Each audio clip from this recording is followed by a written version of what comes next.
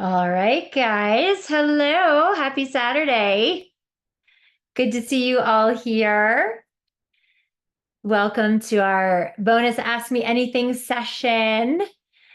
I see so many familiar faces. I see Armin and James and Jenny. Jessica's here. Jim, hello. Kevin, Lakshman, Lisa, hello. Louise and Mark, hello, hello. Oh my goodness, so many of you. Siri is here and Andre is here and Amy is here. And we have plenty of time to just dive in. Sorry, guys, my screen is looking weird for a second. Why is my screen looking weird? We have plenty of time to dive in and answer lots of questions today. So, first of all, how did you do with your meditation? I'm big on accountability, guys. Who is 6 for 6? Celebrate yourself. Put it in the chat. I did it. 6 for 6. I stayed accountable. Who's 6 for 6 on their meditations? Lisa, 4 for 6. Good. It's better than 0 for 6. Good. Anybody else? Celebrate Nunzio. Way to go, my man. 6 for 6. 5 of 6, Peter. Good. Nice. You did a lot of self-care yesterday, Rachel. I'm glad. We need to be self-care ninjas because when your essence, your energy, your body is your instrument, it's like so important. Katie, way to go. Rigo, way to go.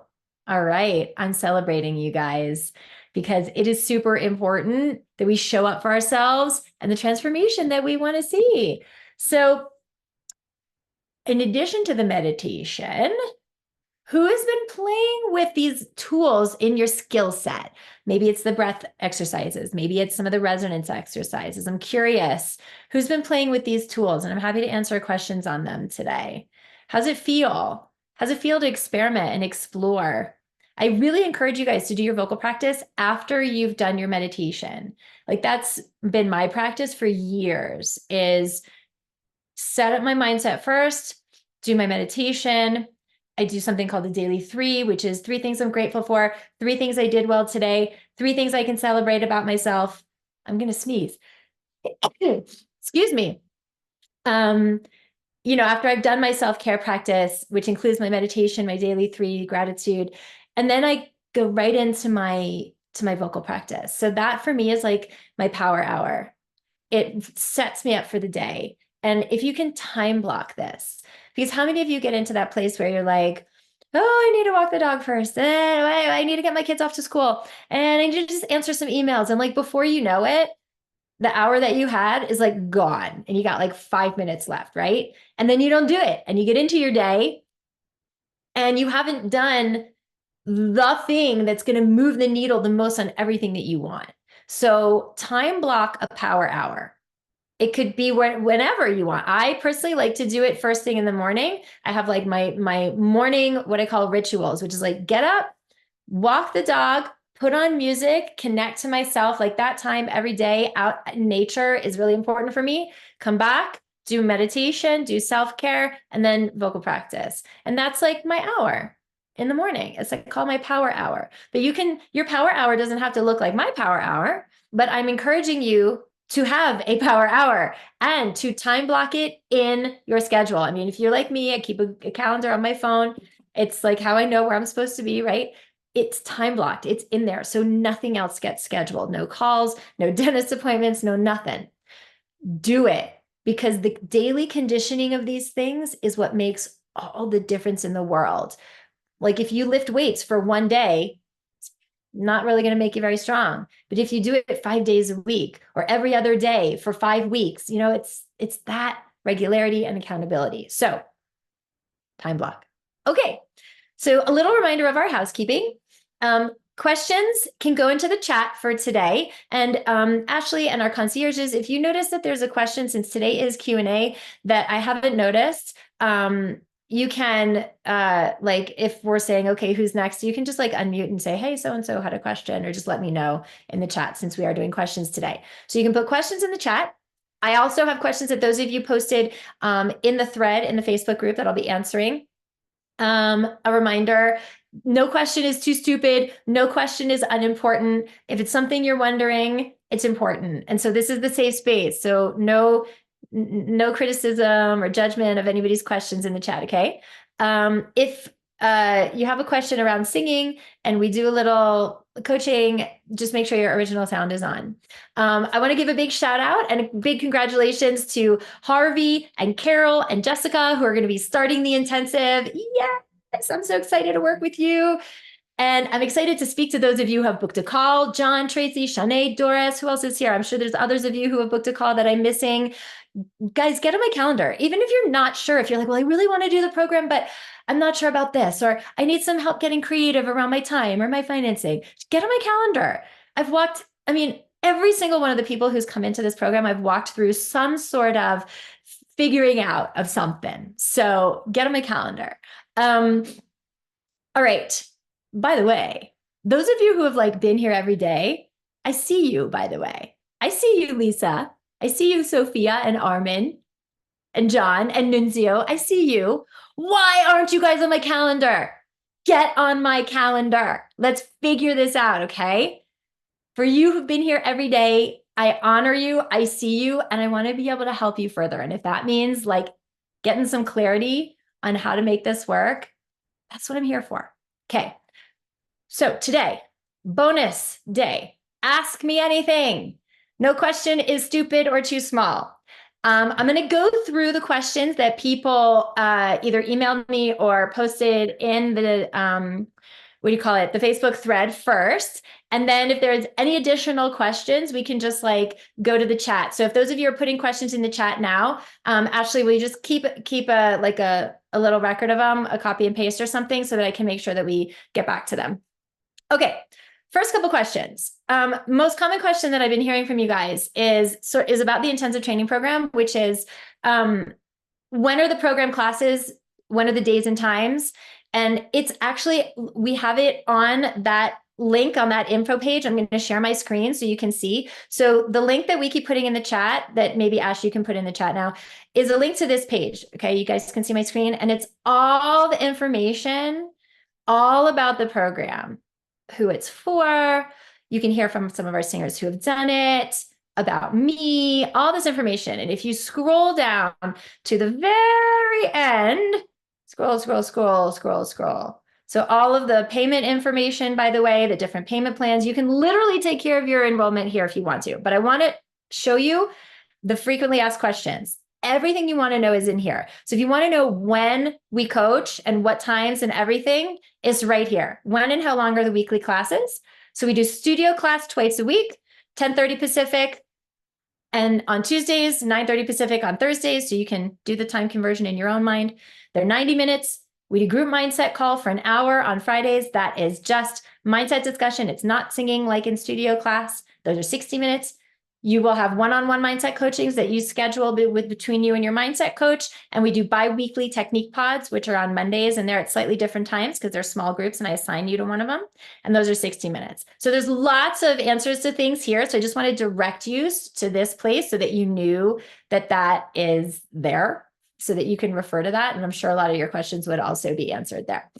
Okay, next question that I got pretty often in the last few days is, what do you do if you're in the intensive and you have to miss? Either you have travel plans, like I know we're in summer right now. I've heard from a lot of you, I want to start the program, but I'm going on a trip for 3 weeks. Or what happens if I book a show and I'm touring for a month, right? So if you have to miss for more than a week at a time because you're traveling or you book a show or whatever, we just pause. And you go tour your show for a month, or you go on your trip for 3 weeks, and then we just come back and finish up when you're done. If it's something like, oh, I have a dentist appointment, or, oh, I need to go to my daughter's graduation and I'm going to miss class, we don't pause for anything like that, okay? But we do record all of our classes in the intensive program. And so for anybody who misses, the recording goes up in our members area, and you can watch the recording back of all your classes. But the reason we do this is not just if you have to come late or if you have to miss, but also because when you're in class, just like here, if you've been coaching, if you've been somebody who volunteered and got up in class, if you've gone back and watched the recording of that, which by the way, I really hope you do, you will see things, you will hear things, you will experience things differently than you did the moment that you were in the actual coaching, and you get more distinctions, and it's the fastest way to get results. So we record all of our classes. So if you do have to miss, you won't miss the coaching. You can still watch it. That said, I tell everybody it's just 4 months of your life. So do whatever you need to do to get in and be there, because that is your most important time with us. But if you have to miss, we have the recordings. Okay. The next question about the intensive that I got is, can we pay as we go? Well, so yeah, so we have the 4-month payment option, which is one payment a month for each of the 4 months, and that's $18.97 a month. So yes, you can pay as you go, and that option is listed on the payment page. The next question that a few of you asked me is, how does it work? How big are the groups? And how does group coaching work if there's like 12 or 10 or 15 people in a class at a time, like when you're in group studio class? So the way that it works is that each person, we have class twice a week. And so, at the beginning of class, I come in the Zoom and I say, okay, everybody tell me what you want some support on today, what module you're in, what technique training you're working on, or if you want to do rep. We tend to focus more on technique on Tuesdays and rep on Thursdays. And let me know in the chat. And then we just go down the chat. And so you get up and sing, and you and I have individual coaching time in the context of the group, and your fellows are watching you, and they're like, oh, I didn't even realize that I was doing the same thing. And then you move on, and the next singer gets up. And so you're learning when it's your coaching time, and you're learning when it's their coaching time. And we cap it off at about 12-ish to 15 singers in the program at any time, so that everybody who wants a touch point in a given day has the chance to have it. Plus, you have your smaller group technique pods, you have studio class twice a week, you have your one-on-ones with your mindset coach. And the other question I get is, am I actually coaching? Yes, I am actually coaching. You are in studio class with me twice a week. You are in mindset call with me and our incredible mindset coach, Judy. Every week on Fridays, you have one-on-ones with Judy. I have an amazing technique coach who works with me, who is an incredible singer, teacher, coach.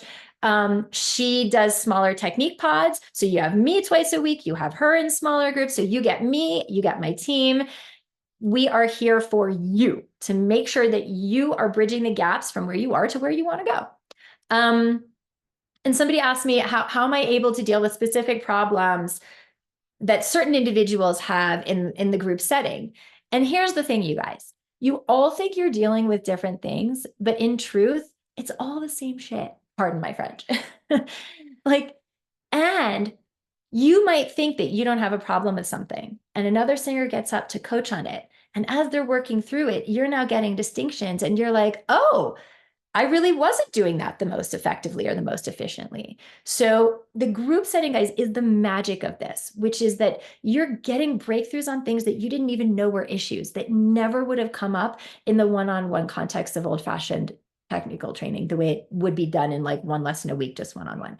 You're getting the benefit of my coaching with every other individual in that group, not just the benefit of my individual coaching with you. So it's a huge reason that the singers that come to work in this context get the results they do in such a fast period of time. So that was a great question. I think it was Tana who asked that. Next question I get a lot. Can I work with you privately in one-on-one lessons? No, not right now. I think my website might say that you can. You guys, like, this program and this context of coaching has just gotten so gangbusters that I haven't even had time to update certain things on my website. So I'm not even sure what it says right now, but I'm spending my time focused on you guys, not updating my website. Sorry. I only have time to work one-on-one with singers who are within the context of our programs and our groups. And the reason that I don't work one-on-one outside the context of the intensive is because it just doesn't work. I coached one-on-one for many years, 1 hour, once a week, in person, and it doesn't get the same results that this 4-month training context and container does. Because in the one-on-one lesson, you're just getting technique. You're not getting anything else. You're not getting the mindset modules, the meditations, the thought exercises, all the things that are the catalyst and the rocket fuel for the technique that you eventually understand. Okay. So I don't do one-on-one in the old-fashioned way anymore, just because it doesn't work as well. And it doesn't get results as quickly. If I thought it did, I'd still be doing that. But I want to do what serves you guys, which is why I don't do that anymore. Okay, somebody asked, what if I enroll and I change my mind? So we have a 2-week cancellation, full refund cancellation policy. So let's say you join and you're like, after a week, you're like, you know what? This isn't for me. That's fine. We prorate you. We give you a full refund of the rest. But after 2 weeks, you've been in 6 studio classes with us, technique pod with us, 3 mindset calls with us. Like you've been in the training modules, you know what we are about. You've been in the community, you know what we're doing. So after that 2 weeks, no more refunds, you're in. But within the first 2 weeks, I want to stand behind what we do. And I've never had anybody bail out every 2 weeks. But should you be like, it's not for me, then we prorate you, we refund the rest, because I don't want anyone to be in the community that doesn't want to be there. If it's not right for you, after 2 weeks, so you literally have nothing to lose, guys. Now, this is not an invitation to just kind of say, oh, I'm just going to kind of come in and test it out. I'm just going to kind of like be a fly on the wall. I'm not really going to engage. No, that doesn't work, because you won't get any kind of result. You won't get any transformation. So come in, if you want to enroll, be there, playful out, give 110%. And if after doing that, you say this is not for me, then we got you back. Okay. Can I guarantee results? I forget who answered me that. I think it was somebody, Pat asked me that. Can you guarantee results? Yeah. But here, no, I'm being somewhat facetious. Can I guarantee results? No, I can't, because it's a co-creation. I can guarantee that we will show up for you, that I will show up for you, that my team will show up for you. I can guarantee that this is the best system that gets results time and time and time again. What I can't guarantee is how you're going to show up. I know that we bring 110%, but I can't guarantee how you will show up. I can't guarantee that you will be accountable, that you will be coachable, that you will playful out. Okay. What I can guarantee is that if you do show up, and you do give 110%, you do playful out, and you are coachable, and you are resourceful, then yeah, it'll work for you too. And I know it comes down to certainty, right, guys? Like, we want to know, like, what if I invest and like it doesn't work? Like, what if I, put all the time and the effort, and it's like, we want certainty. And I get that. What's the old saying, Shakespeare, right? The only thing certain in life is death and taxes, right? And we don't like to go beyond the comfort zone. We want that certainty. And if you want certainty, this is what I can guarantee you. That if you keep doing things the way you have been doing them, and you keep training the way you have been training, and you keep singing the way you have been singing, I can guarantee you that you will keep getting the exact same result. Nothing will change. You will stay exactly where you are. That I can absolutely guarantee you. So if you want my guarantee, that's my guarantee. If you want different result and different outcome, then you need to take different action. And I can guarantee you that different action will get you different result every single time. Okay, Jim had a question.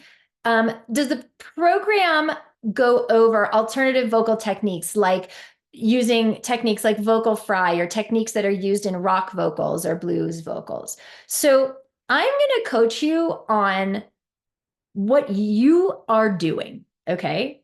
But within that, 90% of that is the healthy foundation that is for efficient, healthy singing, regardless of what genre you sing. So this program is not genre specific, because that 90% of what you sing in that foundation is the same if you're going to sing opera, if you're going to sing pop, if you're going to sing rock, if you're going to sing blues, whatever. The remaining 10% is what's unique and specific to you, to your genre, to your voice type. And so I'm not going to, if you get up and you sing like a hard rock song, I'm not going to coach you into singing like an opera singer, and vice versa, right? But what I am going to coach you on is what using that foundation to bring out the healthiest, the most reliable, consistent, and sustainable sound for you and what you are doing and for your voice. So using vocal fry, personally, that is not my zone of genius.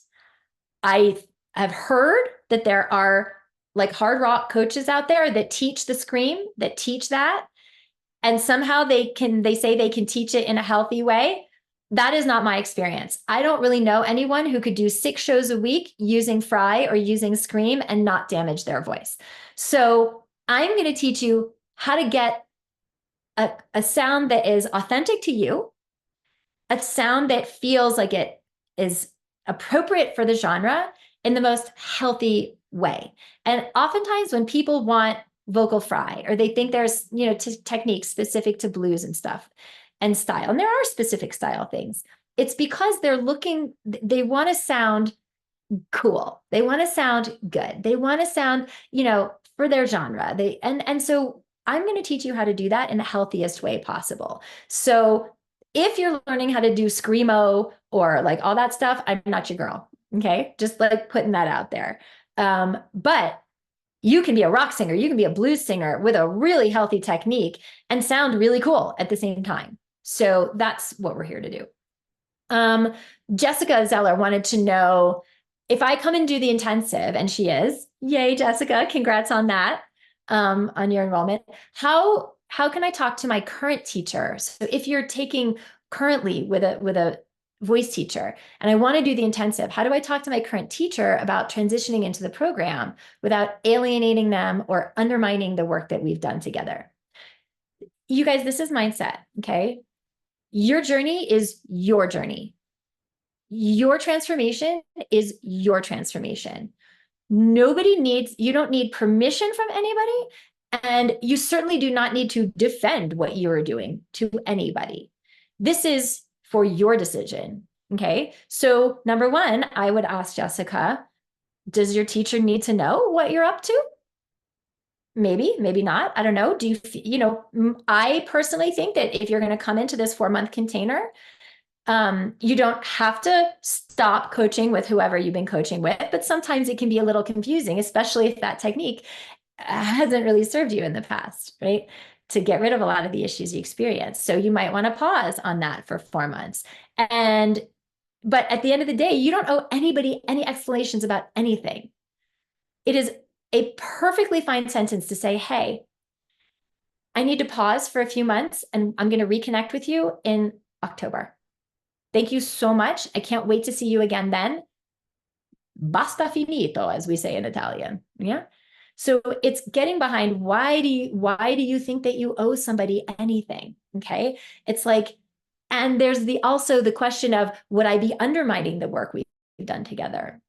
So here's again what I would put forth, which is, if you're going to auditions and you're not getting cast, if you are putting yourself out there and your voice still isn't as reliable as you want it to be, if you know you have that potential in your voice and you're not tapping into it, then what are we actually undermining? That coaching hasn't served you to the breakthroughs that you want.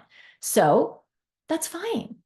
That doesn't mean that we have to make anybody bad or wrong or anything. We can just like bless that experience and then be open to the new things that we're getting. And you don't owe anybody explanations or anything. You do you.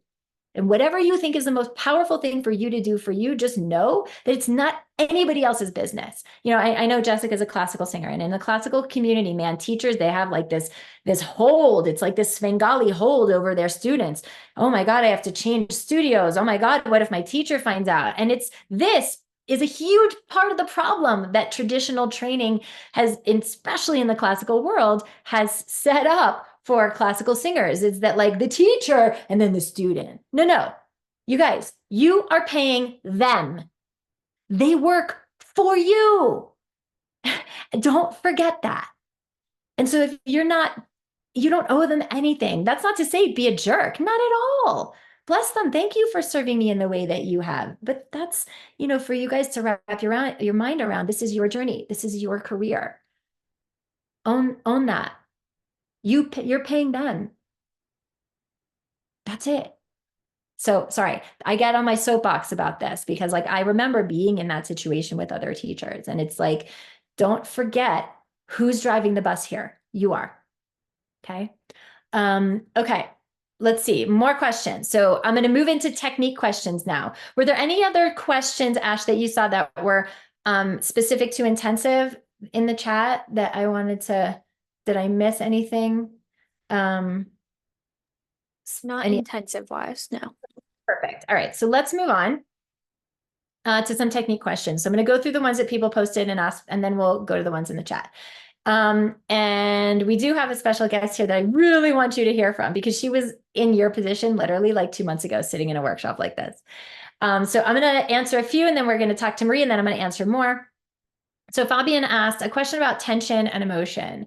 When you're singing songs that are in anger or rage emotions that would put you in maybe tension in your face or other parts of your body, he's asking, as far as these tensions and emotions that live in your body that don't have to do with singing, can you be tense in those parts of your body? Is some tension okay, as long as you don't obstruct the anatomical parts of the body that have to do with singing? Yeah, I think that's fine. But I think it's really noticing where it is, because most of the time we're going to put it here and we're going to put it here, right? So you guys, the emotion in a song, it lives in your energy, it lives in your heart, and it lives in your eyes. You can convey that without needing to like, you know what I mean? Because I think it's very hard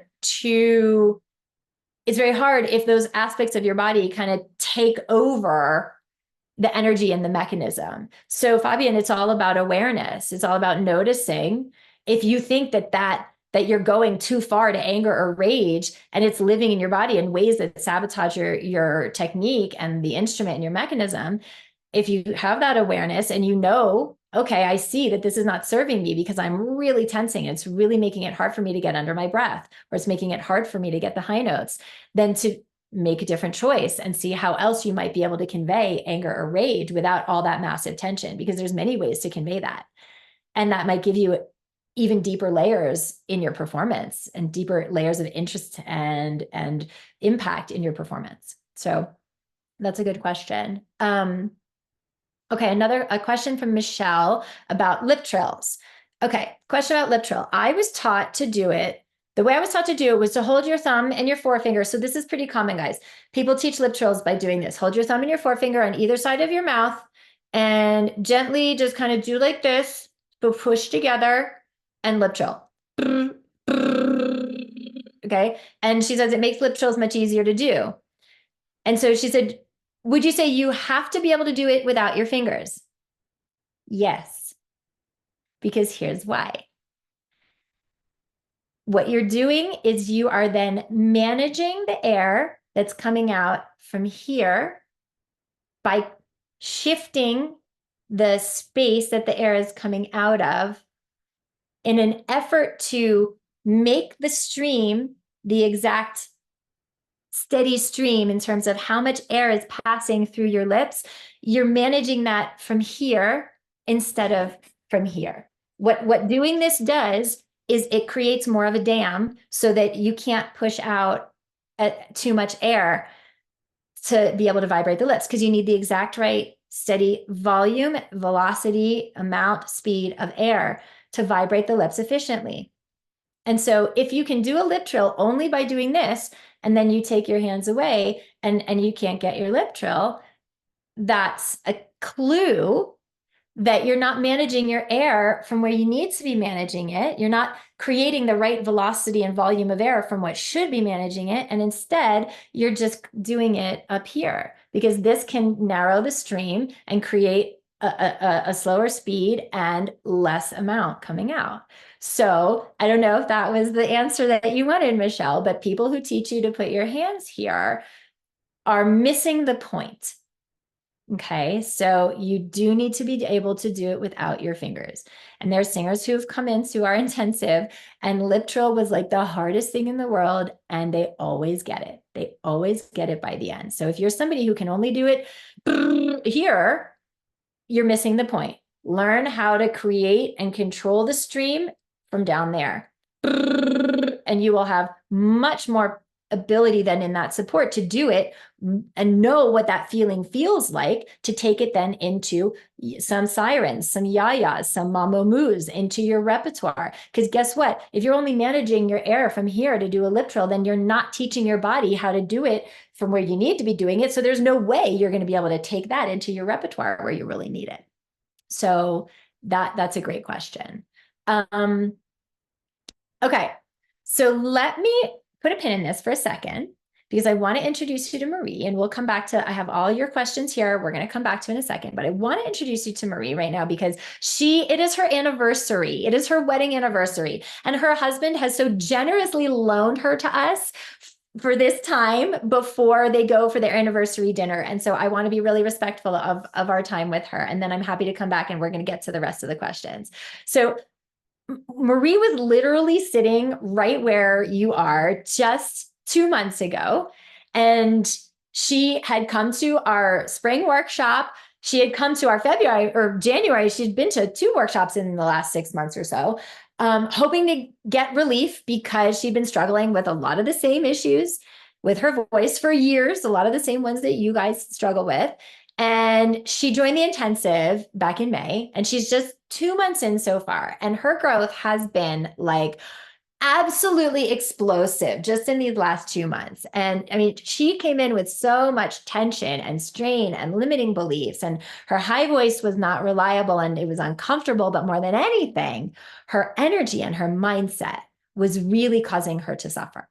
And I wanted her to talk to you guys today because in just these first 2 months, like only half of the program, her learning on how to connect with her mind and her body, she's singing with a completely different reality. And she's only like halfway through this process. So I wanted her to talk to you today because I think that it is so powerful that even in 2 months and the decisions that she had to go through to get here are really powerful. So she's got some gold to share with you. Please welcome Marie Levin. Hello.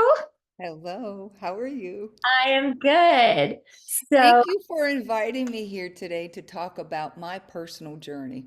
you are so welcome. I think it's incredibly inspiring. And I often know that sometimes when I am in a place in my life and somebody reflects back that they were in a similar place, it just makes me feel like I'm not alone and like I can actually make moves on what I want to. So I would love if you would tell everybody, just to start, what was going on with you, with your voice? What was going on? What were the big issues before you came into our tribe? What was going on with your singing and your voice? Well, first of all, I never understood how to work with my own body.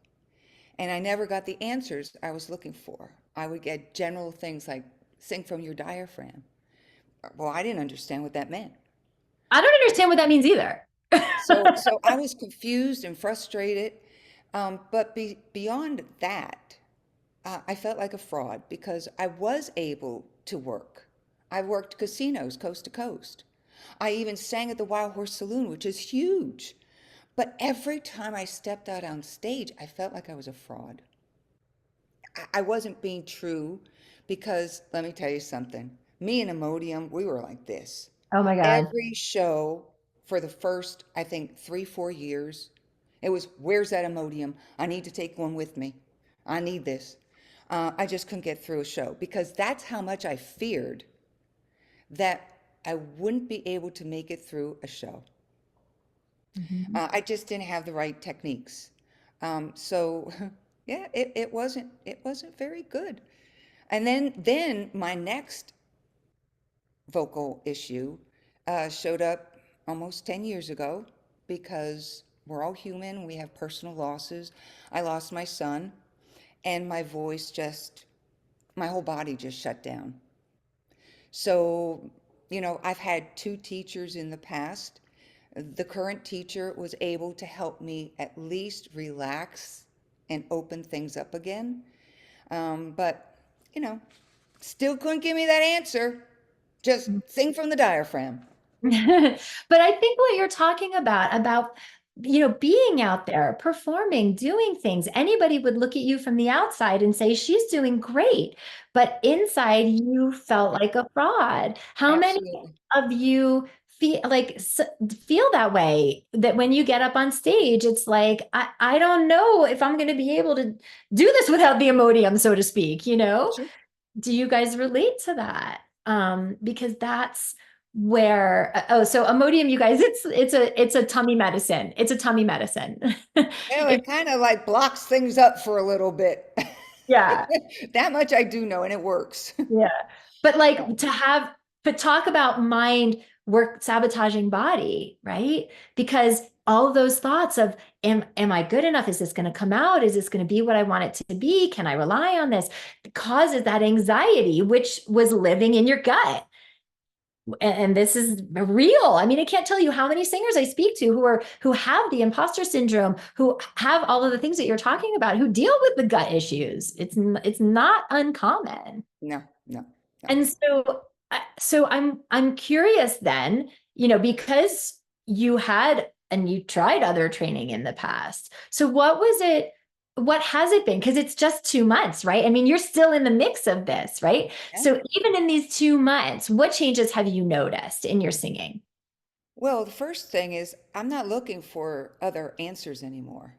Where before, and I've been at this for over 30 years. I'm an old one. So 30 years ago, we didn't have the internet. I couldn't go to YouTube. Before I met you, I was. I bought books, I bought CDs, I tried everything on my own to try to figure this out, and I was getting nowhere. I just wanted to understand how I could get up there and get through a show and feel legitimate and honest about what I'm giving for what I'm asking, in return. Um, and what happened was I came across you. And I think it was at least 4 or 5 months ago at that point, and your program and your magic word was bulletproof. And I said, that's what I want to be. I want to be bulletproof. I want every single time that I step out there on stage, I am confident. I know I'm going to have the exact same ability to sing. I won't have that fear of, oh, here comes that high note. And oh, here comes that chorus that I struggled through last time. And no matter how many times I practiced this, couldn't get through it. Even if it was in the comfort of my own home, couldn't get through it. So those were real fears that I wanted. And so in these few short weeks that you've mentioned, I have gone from questioning myself to did I make the right decision to saying, this is what I've been looking for.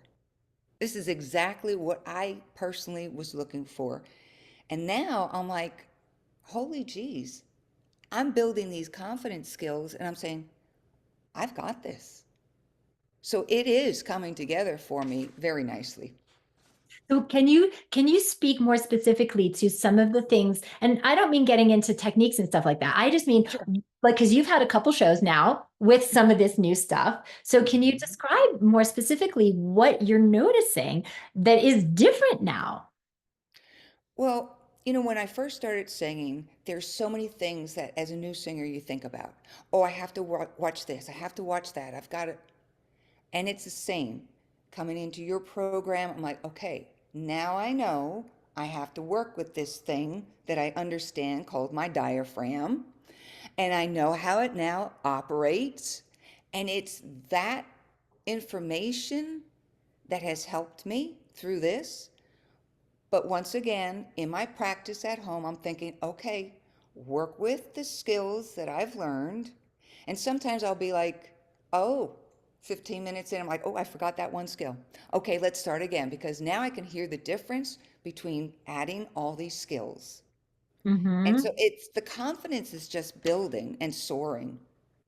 And sitting here today before you introduced me, I'm thinking, oh boy, does this all sound familiar? I remember all those days and listening to you talk about all the different things. I'm thinking, wow, did she actually say all that stuff before too? Because I was like, wow, I didn't remember half this stuff. Mm-hmm. Because Well, it's scary sitting there. You've got so much information you're trying to go through and tell everybody about what you have to offer that it's almost, for me, it was mind numbing. You know, it's too much, too soon for me, it was, you know, but yeah, I'm very, very thrilled. And I think for me, one of the most important things besides your techniques that you're teaching me, giving me those answers I've always searched for, is the meditations. And I've tried meditation before, and I was like, this is not going to work. But you guys went through the meditation hopefully all week. And the new ones coming your way are phenomenal because they just teach me about who I am and all those things that I lacked and made myself feel like a fraud. I'm like, you're right. I am building my confidence. It is growing. I'm more organized. I'm more disciplined. And it's flowing over into my personal life as well. Oh, that's so interesting. That's so interesting. In what ways? Well, I kind of learned to stand my own ground. Somebody said, how do I tell my current teacher I'm not going to do this? Well, I kind of got lucky because my teacher had a concussion.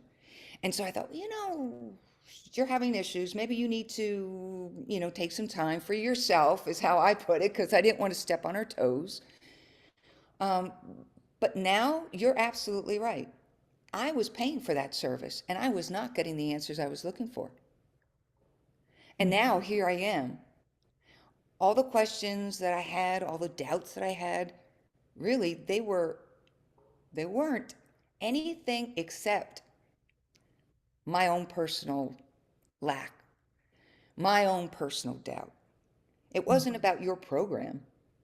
It was Oh, about it was about, can I do this? Am I worthy? oh, can you speak to that? Am I worthy of this?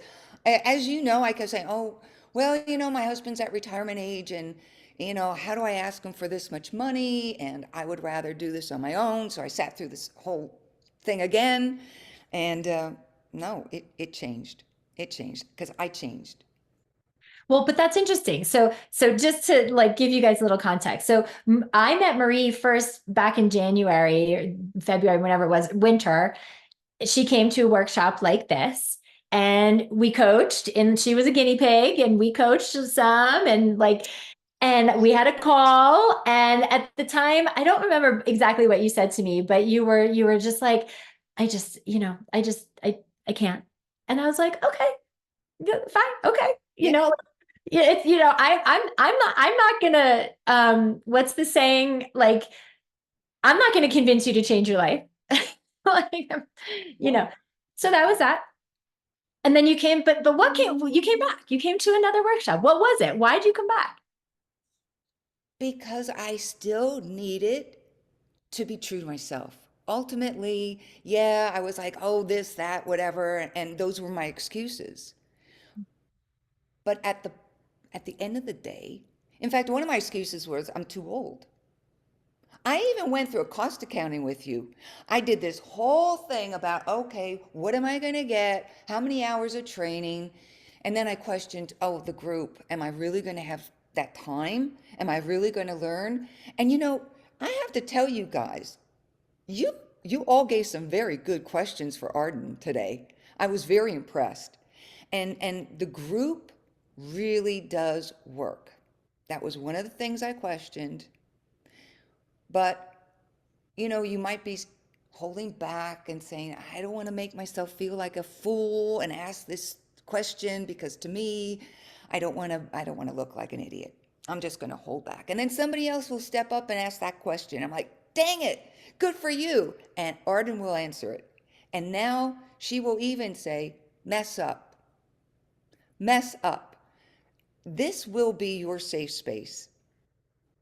No more teacher nitpicking like mine did, telling me, pronounce it this way, do it that way, confusing me without even understanding. Now you get the tools. Now you understand. It all comes together. It's perfectly clear.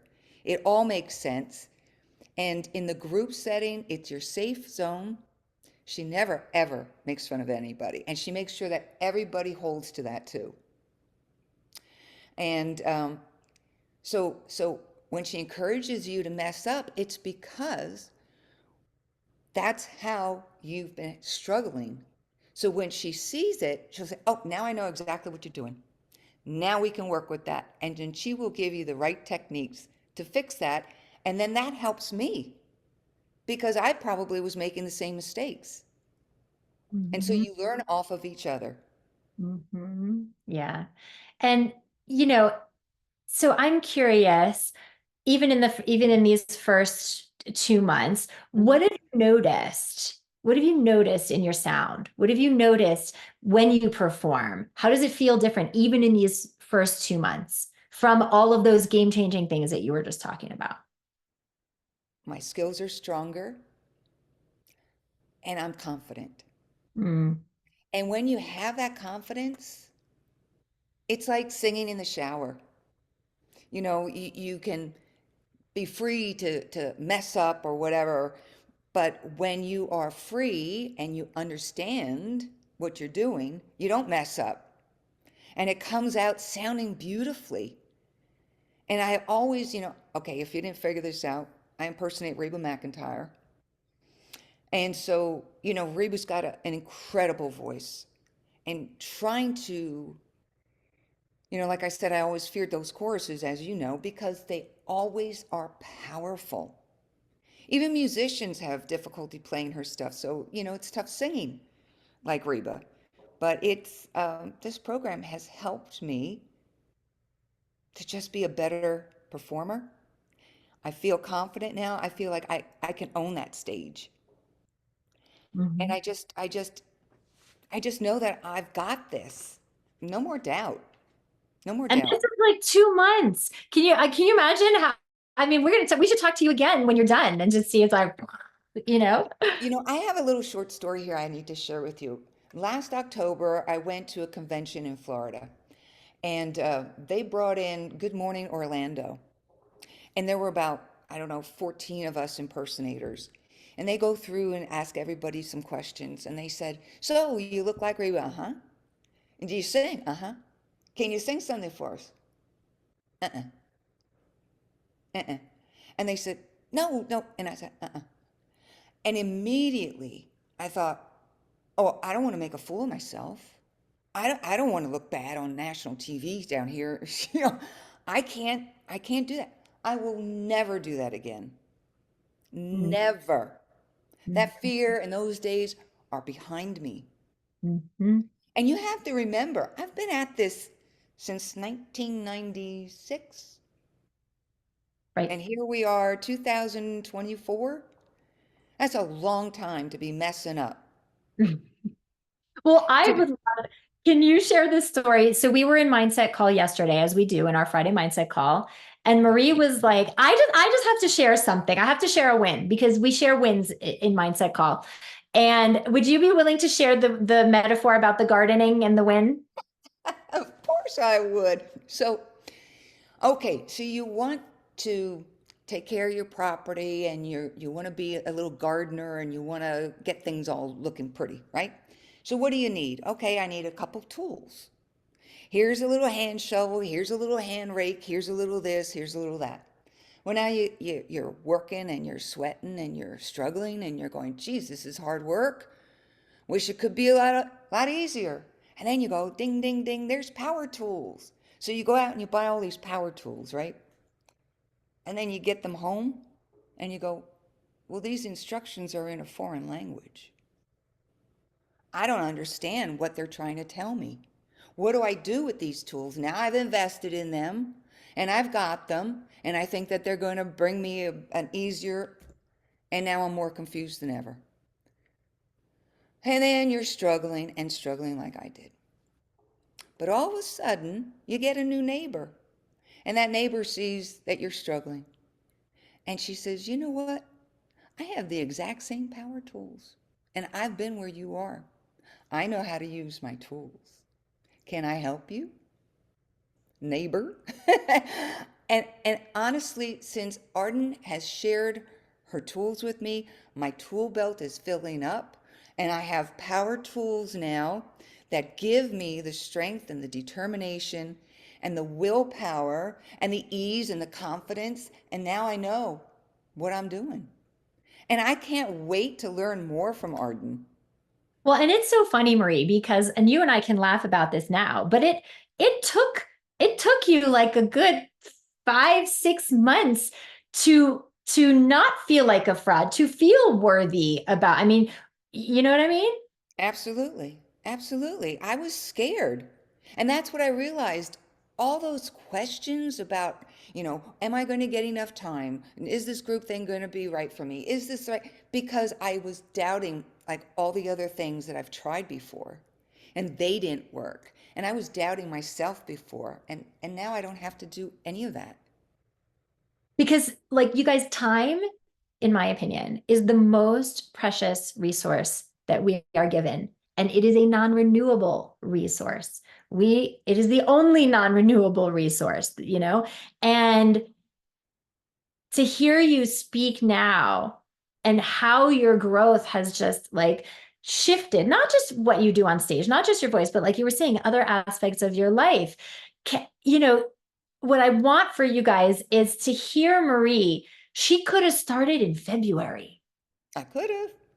you know, and she had to go through her process.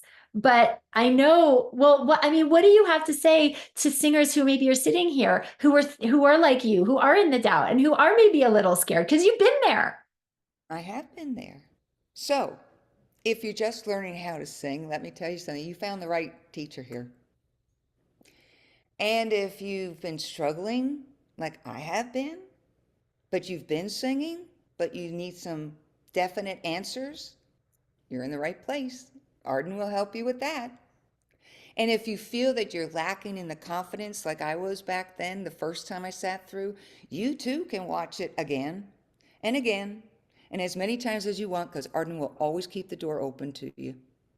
But until you say yes and pick up that power tool and work with it and work with Arden, you're going to still be struggling, and you're going to lose all that time. Like I lost that time that I could have started. And then I think to myself, how far along would I have been had I started back then?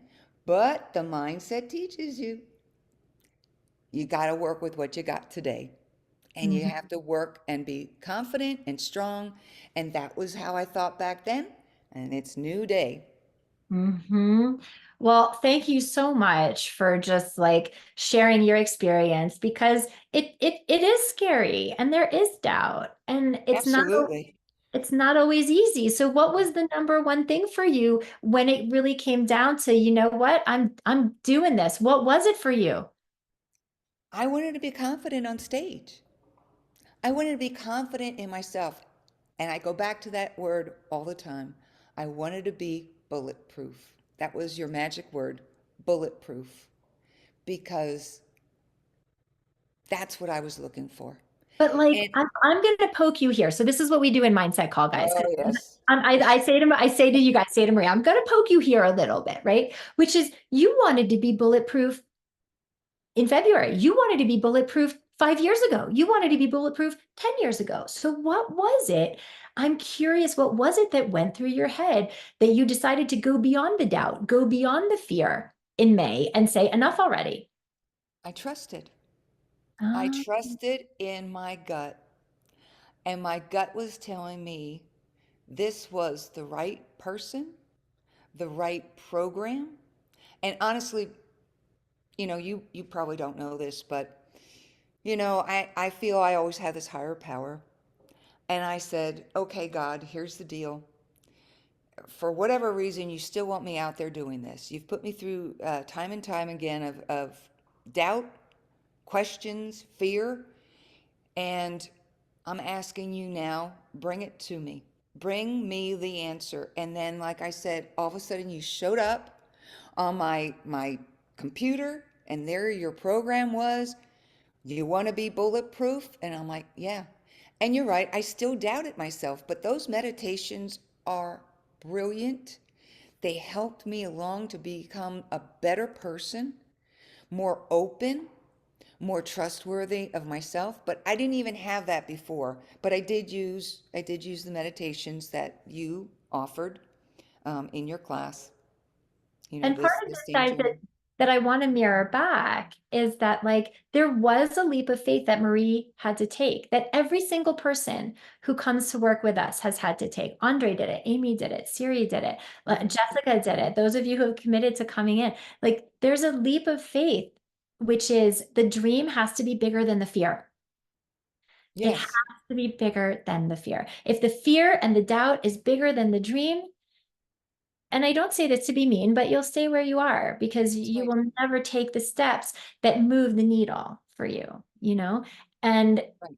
And so part of what we do in here is to support the mindset and the skill set to so that the dream becomes so big that the fear it's just not a thing anymore. But all of you, just like Marie, it's taking that first step, just being willing to know that like you have nothing to lose. You literally have nothing to lose I mean, I because was losing before. I absolutely was losing before. If I had found you 20 years ago, but you were a mere baby back then, I'm not you that know, much of a baby, you guys. My birthday is this week. I said to them in Mindset Call the other day, yeah, I'm celebrating my 40th birthday for the seventh time. yeah, yeah. Well, I just say right out, I'm 65 and I'm proud of it. And And you that's should, all there is to because it. at this time in your life, you're claiming and you're owning what you want. And it doesn't matter what I give you from this point forward, the decision that you made to be the standard bearer of change in your career, in your life, you guys, that's the first step. That's the first step. You It know, is. God can put all this stuff in front of you. Have you heard the parable where the guy is drowning and the guy is drowning and he's like, please God help me, please God help me. And somebody rows by and is like, hey, do you need help? And the guy's like, no, God's gonna help me. And then the helicopter comes and is like, hey, do you need help? And the guy's like, no, God's gonna help me. And then he drowns and he gets up to heaven and God says to him, and he says to God, God, I was praying to you to help me. What happened? And God's like, I sent you a rowboat. I sent you a helicopter.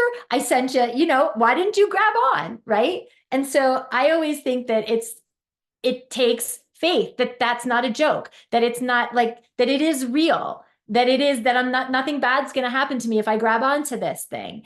And for those of you if the dream is bigger than the fear, then you take those steps. Because like you said, I was already losing. You're I was already absolutely. losing. And when I went to that convention, luckily there was a great photographer there and he took phenomenal pictures of me. And people were like, oh my God, and this local band who was already established decided to pick me up. So I was at another fork in the road and I'm like, I can't keep going in the same direction. I need I need to find the right person. I need to find those answers. And like I said, I trusted and I believed, and I'm so thankful that I did. And I can't wait for more. That's all I I'm so can glad say. you're here. I'm so glad you're here too. And, for those of you, and by the way, happy anniversary. Thank you for coming and Thanks. showing up to our, 35 years. You want to talking about an accomplishment? yeah. Well, and also, 35. I also know that your husband, you were a little bit like, oh my God, what's he going to think if I invest in this? There was some fear there too. Well, he's a CPA and he owns his own firm and he's very much about, and I respect that. I respect that. So I gave him an analogy and I said, you know how I've been there for 35 years to be there for every tax season and you've been busy? And he said, yeah. I said, this is my tax season. This Mhm. is what I need to do for me, and I'm asking you to help step up so I can put my energy into this program and do what I need to do, put the time into it, do the meditations, make sure I'm there for the classes, make sure I don't have like somebody else coming in to take care of a house thing. I need to be here, and I was committed. And if you guys remember what I said at the very beginning is that those who are getting results doing this work are showing up four ways, and committed was the very first. Mhm. Committed, coachable, resourceful, and courageous. Yeah. And it took courage. And now you know what the fruits of that are. So you're going to keep being courageous, because if you keep being courageous, you're going to keep getting more results like this. Yeah. Yep. So Absolutely. go enjoy your anniversary. Thank you. And I wish everybody here that's still with Arden today to good luck in your personal career and your pursuit. And all I could say is, I know for me personally, I made the right choice. Meets, I'm so glad. All right, you guys. Thank you so much, Marie. Thank you. Thank Thank you. you. Stay well. Yeah, it's everybody has to come to their own decision about what you want for your career, what you want for your voice, you know? And one of the questions that I get all the time, in fact, this is a question that somebody asked me. So we're going to go back to questions. One of the questions is like, can I think about it? Can I do the program if I don't enroll right now? Like, are there only certain windows of time that we can join, or can I think about it and enroll at a later time? First of all, the intensive training doesn't go anywhere. That you can come in and do the program at any time. It's just that right now, for those of you in the workshop, we're doing this massive $2,000 discount off the tuition. So it's only $7K now instead of $9K, which is our usual tuition. So, you know, can you think about it? Yeah, absolutely. But without either, you know, doing your enrollment before tomorrow or booking a call with me, if you get on my call calendar before tomorrow, then I will save the lower rate for you if you decide to enroll. But here's what I want you to know, guys. Indecision is also a decision. Not deciding is also a decision. Because like what Marie was talking about, what is it costing you the longer you wait to decide? It's costing you time, it's costing you money, it's costing you opportunity. And while those things suck, to me, those are not even the real costs. The longer you wait to decide to go after what you want and get the help that you need to do it, is the longer you are in that imposter syndrome. You are in that suffering of knowing that you have a gift and not living it, wasting your talent. And that's far more costly. And so the question is, how much more information do you need to decide that you want to be on big stages doing what you love every day? So not deciding is deciding that you're okay with more of the same. And you can follow me on YouTube and Facebook. You can come work with us at any time. You can continue to engage with me, and I will continue to love on you. And that doesn't cost me anything, but it does cost you. And the question that might help you get clear is, are you willing to settle for that? 7K might feel like the biggest investment of your entire life, but you're investing in the fulfillment of your gifts. And sitting down on them and wasting another year, another 5 years, God forbid, another 10 years, is costing you way more in the gigs that you could be getting for the next 10 years, in the income you could be making for the next 10 years, in the fulfillment that you could be living for the next 10 years, because you're not suffering and settling and playing small, and how that affects every other aspect of your life.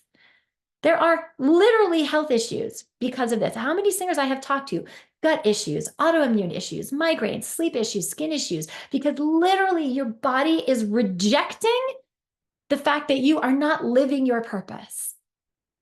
And so if you are willing to settle for that, that is your choice. And I would never judge anybody who is not ready to go after their dreams and their gifts. But if you are not willing to settle for that, if it is the right time for you, and if you're not willing to settle for more of the same, you want big shifts, you're sick and tired of waiting for them, and you want results like Marie, like Princess, like Lealiza, like Siri, there's no other approach that I have found that is this effective. And I have coached in all different paradigms, and this is what works. Because when you train with our team, you get a hands-on results-based approach that works with you to implement all these techniques and tools that you need. We're not just like leaving you, hanging in the wind, okay? This is a long-term sustainable approach. This is not like the vocal fad of the day. And one of the questions I'm going to answer in a minute was somebody was asking me about straw singing and SOVT stuff, and I'm going to talk about that. This is not a fad. Like, because you have a holistic 360-degree support system to help you embody the skill set, the mindset, and the artistry that creates unstoppable, successful singers. And so if you're ready to master your breath support, if you're ready to access your full range, if you want that ease, if you're ready to annihilate tension, straining, vocal fatigue, multiply your stamina, have that longevity, unleash your sound, get out of your head in auditions, performances, get out of the imposter syndrome, claim that performance and claim those opportunities that you really want, and get back to why the heck you're doing this in the first place, which is the joy. can feel, it can just kick the joy out of you to just be on this hamster wheel and not feel like you're getting anywhere. And then this thing you love, which is singing, is no longer joyful for you anymore. And that's the worst. So if all of those things are what you want to create, then you're ready for the training program. And so your next step is to go to the intensive training program page where we have all of the program details very simply laid out. Pick a tuition plan that works for you. Ashley is going to put the link in the chat again.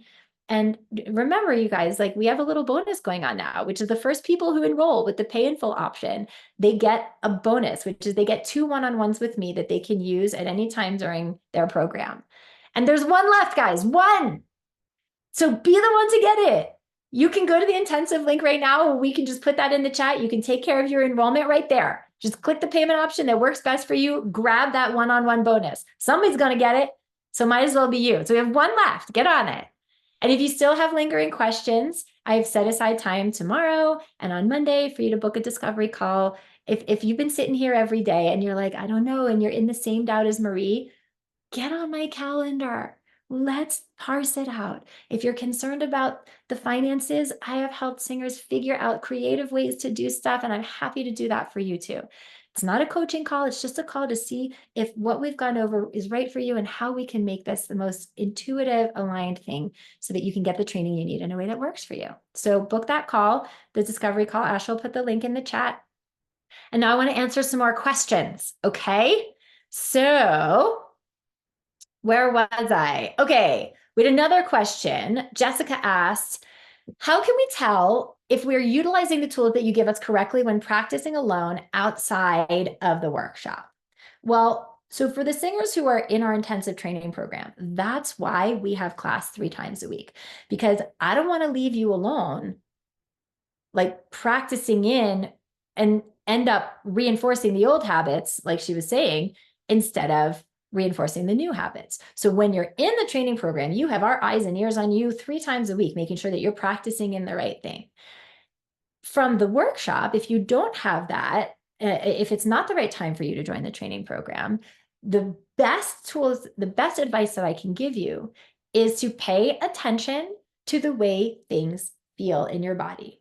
Without experts' eyes and ears on you, I'm not going to lie, it's really hard to know what the good feeling is, because you need somebody there being like, good, yes, good. And then, like, I asked everybody who was a guinea pig today, and I said, well, what did that feel like to you? Was there a sensation, an image? When you can identify what that is because you have the expert saying to you, yes, then it's like, okay, how did I do that? What was the feeling? What was the sensation? How was I using my body? How was I using my support? And then you log the feeling, the physical sensation of the good sound. And that's what you recreate time again, because you now know the feeling, the sensation of the good sound. If you don't have an expert pointing that out to you, then I would recommend perhaps videoing yourself, watching yourself in the mirror. If you were a guinea pig in this class, go to the session and watch the replay, download it, watch it. When I say good, yes, good, okay, what can I identify? What was I doing? But I will tell you guys, it's really hard.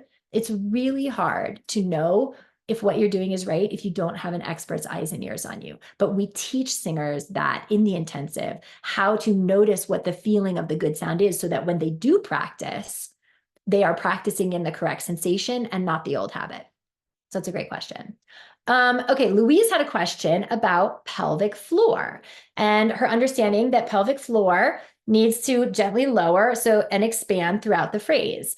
And she said she's heard conflicting opinions from physical therapists saying that sometimes pelvic floor should remain stable. Others suggest it should rise up for high notes. So first of all, when it comes to physical therapists, they are not voice teachers. They're not even speech pathologists. So we're not going to listen to what a physical therapist has to say about how we use pelvic floor in singing. Okay, so that's number one.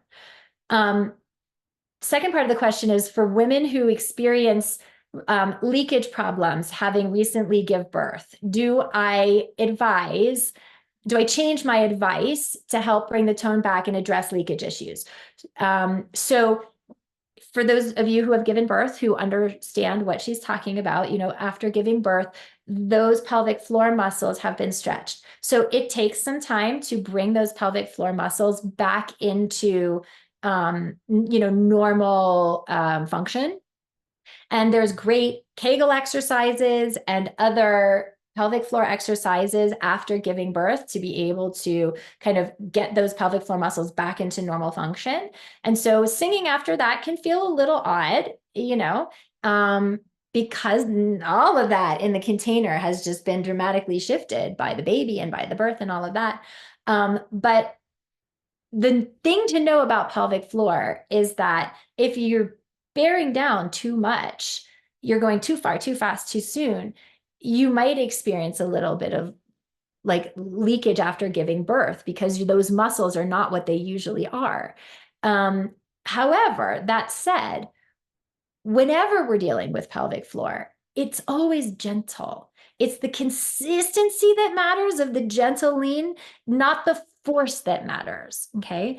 And so if you think of on a scale of 1 to 10, bearing down on the pelvic floor, which would be like, the pooping sensation, the giving birth sensation, on a scale of 1 to 10, if you're giving birth, or if you're like super constipated and you're like really like trying to push that poop out, that's a 10 on a scale of 1 to 10. That's, you know what I'm saying? And that is not what we're doing here, okay? At all. When we're talking about using the pelvic floor, like at most, we're going to gently increase engagement, maybe to a 6, maybe, okay, on that scale. So what Louise was asking, she says, my sensation is that releasing down and out helps manage the pressure of the air to keep my larynx low. Yes, that's exactly what it does, Louise. You're exactly right, okay? The pelvic floor gently flexing down engages all the other muscles of support that help the diaphragm stay low and move slow. It doesn't require a ton of force. It just requires consistency of that direction. So if there is a little leaking going on, it also might be because you're just forcing way too much, okay? But that said, what happens after women give birth, like you do need the time for those muscles to get back to normal. And there are like great pelvic floor recovery exercises and things that you can do with whether it's physical therapy or just on your own, Kegel exercises to help that. So I hope that answers that question. So when you guys are dealing with pelvic floor, it's the consistency of the gentle lean that matters, not the force, okay? Okay, Ladette's question is, what's the best thing to do whenever your voice likes to sound groggy, like a lot of phlegm? So it really depends on why your voice is groggy. Is it phlegm or is it something else? So first of all, understanding that if somebody's a smoker, you're going to get that grogginess. If somebody has allergies, you're going to get that grogginess. But what you do about those two things is very different. So if you have a lot of phlegm because you have allergies or you are congested, odds are you're also likely dehydrated. And so that phlegm, that mucus is very thick because you're dehydrated. If you're super hydrated and you're having allergies or phlegm, that phlegm is going to be very thin and very viscous, and it's just going to swallow down very easily. It's not going to sit on your cords and make you sound groggy. So if the cause for that crackly grogginess is allergies and phlegm from that, then we just need to hydrate. The phlegm is going to be there because you're allergic. So you could do allergy shots, you could do other things, but you need to understand why the phlegm is there. But the more hydrated you are, whatever phlegm is there, you sing, it vibrates off, you don't even realize it. Now, if you're getting that groggy, crackly thing for other reasons, for example, because like, let's say you're a smoker, or because you misuse your voice in speaking. And so now you feel there's a little swelling of the cords, right? There's different things, right, that we would do. For smoking, you just got to stop smoking. That's it. Like, that's the only thing to do there, right? Vocal fatigue, we got to understand, how are you using your voice that's creating this fatigue, that's creating this groggy sound. So Laudette, I would invite you to, see if you can have some witnessing and awareness around why the phlegm might be there, because the best thing to do kind of depends on what it is. That said, just as a global thing, if you guys feel like you're constantly clearing your throat, like there's a lot of phlegm on there, The best thing to do is just hydrate, hydrate, hydrate. Drink water, drink water, drink water, drink water, because like I was saying, the more hydrated you are, the phlegm that you produce is more watery, it's thinner, it's more viscous, and it will just flow down and swallow down a lot easier. It won't sit on your cords and it won't bother you when you sing. Okay, Michelle has an interesting question. So I know there's a bunch of you in this group who are also teaching, who are also voice teachers and teaching other students. And Michelle's wondering, I'll just read her question. So through this workshop, I've learned new concepts that I'd like to try out with my students to assist them to become better singers. But I also don't want to confuse them as to what I have already taught them, but instead add on. I don't want them to think, well, why now? I don't want to claim to know everything. And I know I have gaps in my technique and my skill set since attending the workshop, but it's hard to know. It's very confusing out there, and every coach says something different and often contrary to each other. And I'm teaching a group of people, and they say to me, this is not what the other coach said, when I know that what they were taught by the other coach was incorrect. Okay, so it's like, how am I to address my students that I've been teaching one way, and now I'm adding new tools that I've got from this workshop, and they might be a little confused because it's a little opposite to maybe what I taught them before, or it might be a little opposite to what other coaches have taught them before. And Michelle, this is the same thing that I was talking about to Jessica, who was asking, how do I tell my current teacher that I'm, doing intensive, and how do I address that? It's a mindset thing, Michelle. Okay. You are now the expert. And if you've gotten some new tools, and if you've expanded your understanding of something, then you get to decide how to frame that with your students. So you can frame it as, oh my God, my students are going to think weird, and they're going to be upset, and they're, because they're getting these new things. Or you can frame it as, so pretending you're like my student, right? You can frame it as, I went to this incredible workshop, and you are so lucky right now, because I'm going to teach you some incredible tools that I just learned that are going to help you. And you are so lucky that you get this, guys. It's framing it as, you're so lucky that I have these tools for you now, instead of being in that fear and that worry of, I'm giving you something different. No, you're lucky I'm giving you something different, right? Don't apologize, guys. Like, no excuses. Okay. You are the expert in this scenario. I know you guys are all coming in here that the reason you're here is because you want help, because what you've been doing up till now isn't working. Do I come in and from a place of inferiority and apologize for the fact that what I'm about to teach you is different? No, I'm up here being like, you're lucky to be here because I have some incredible tools for you because they're different. So Michelle, it's all in how you frame it. And that's okay. They're coming to you because they want new, they want to explore, they want to expand. And now you have some great new things to help them do that. So that's how I would approach it. Okay, let's see.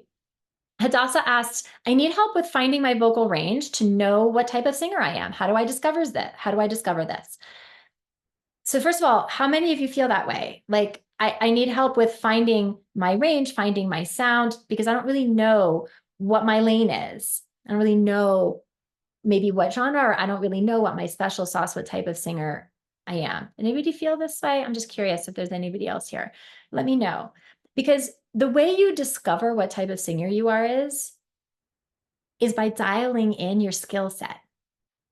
Like, how can you know what kind of singer you are? How can you know what your voice can do if you don't have any tools to maximize your skill set? You don't know what your potential is. So the way that you find out what kind of singer you are is by working your technique, getting the best training and the best help that you possibly can, so that you actually know what your voice is capable of. And then you'll know what kind of singer you are. Whether it's coming in and doing our intensive program or anything else, get with an expert who knows what they're doing, get that foundation, and then you'll be like, oh, wow, I didn't realize my voice could do this and my voice can do that. Oh, wow, with this kind of skill, I could be a this kind of singer, or I could be a that kind of singer. But without that skill set of being able to maximize your potential, you won't know what kind of singer you are. Yeah, makes sense? Okay, Barbara's in. What are good tips to keep your voice healthy and not coarse? So by coarse, I'm assuming that she means gravelly, cracking, things like that. And she says, I do saltwater gargling. Okay, so the best tips to keep your voice healthy is just some very simple things. Hydrate. Hydrate, hydrate, hydrate. The more hydrated your body is, the more internally hydrated your vocal cords are, and the more flexible and pliable they are, and the easier it is that they will be able to vibrate freely and flexibly. So that's one thing, okay?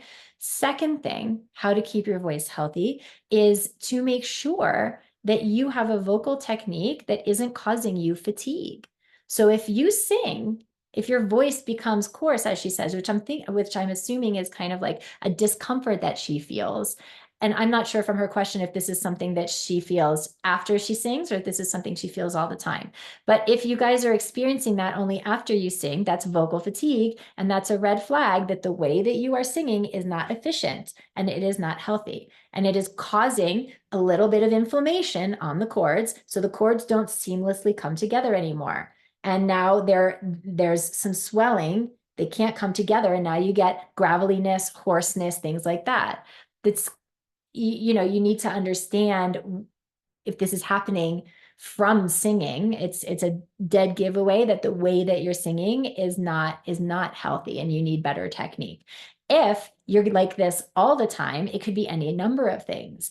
It could be the way that you speak, and you might need a little speech pathology if you're getting vocal, if you're just fatigued from singing all the time. It could be allergies that are causing your cords to be swollen. Saltwater gargling it's helpful in the sense that it takes swelling down. So sodium is an anti-inflammatory. So if you do the saltwater gargle, it can help the cords become less inflamed, but it's not really addressing the reason why they're inflamed in the first place. So, you might want to go to an ENT, or an otolaryngologist if this is something chronic, to find out why.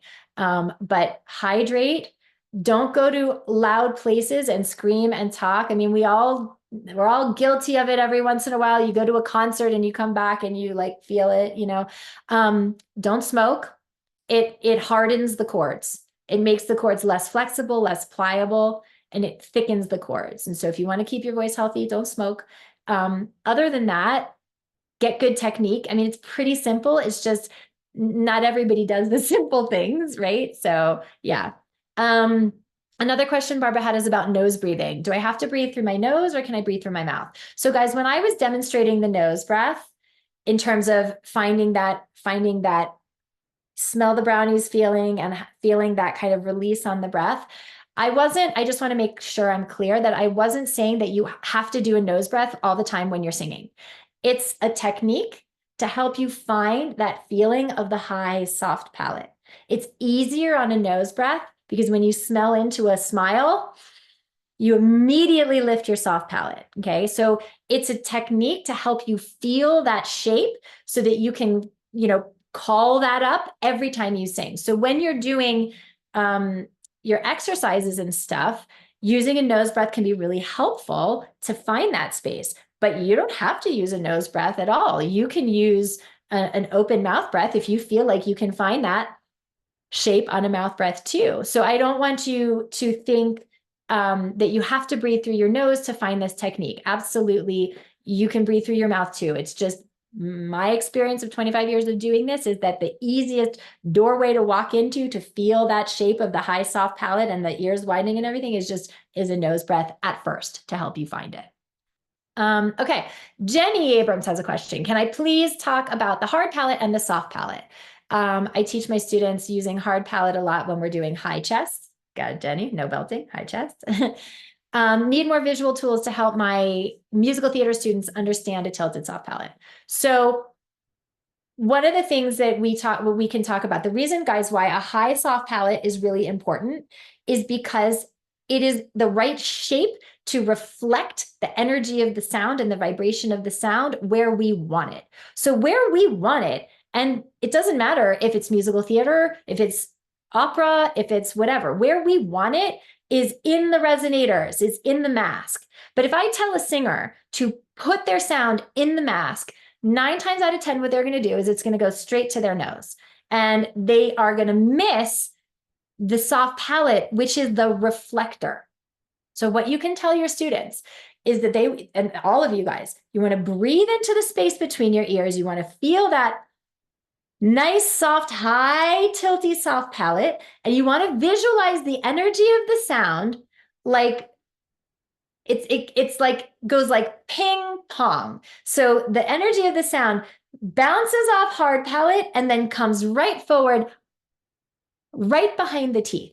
If all we do is address right behind the teeth, then they miss the thing that they need that's giving the scope and space of the sound so that it doesn't sound nasal and it doesn't sound shallow and just one-dimensional here, okay? So if I'm trying to think of a good way to demonstrate this. I mean, this is a more advanced technique, but if I don't have soft palate stretched, then I'm using like half the ballroom, okay? So you can tell your singers that they can visualize like a mini opposition here. So, I mean, we've talked about opposition this way when we were talking about the relationship of support and shape and space. But you can also talk about an opposition this way from high soft palate towards right in the front of their teeth. And you can tell them to direct the energy of the vowel, right? So they're in the breath, they find their high soft palate, and then they want to stay here and they want to direct the energy of the vowel. So it goes that way and then it lands like right here. So it's like, it's almost like a hook to feel that. Because if I don't feel this first, then this just isn't as powerful. And that goes for not just high chest voice, that goes for head voice, that goes for chest voice, that goes for everything. So again, this is more advanced. This would take more time, you know, probably to explain than we would have here. But I hope that helps. And you can message me privately if you want about that. Okay, another question is, and I forget who asked this, I didn't mark it down, but was about SOVT. So, which stands for semi-occluded vocal tract. And so asking about if vocal SOVT, vocal exercises, if I agree with them or not. And so just so you guys know, like this is a fancy way of saying exercises where the mouth is partially closed.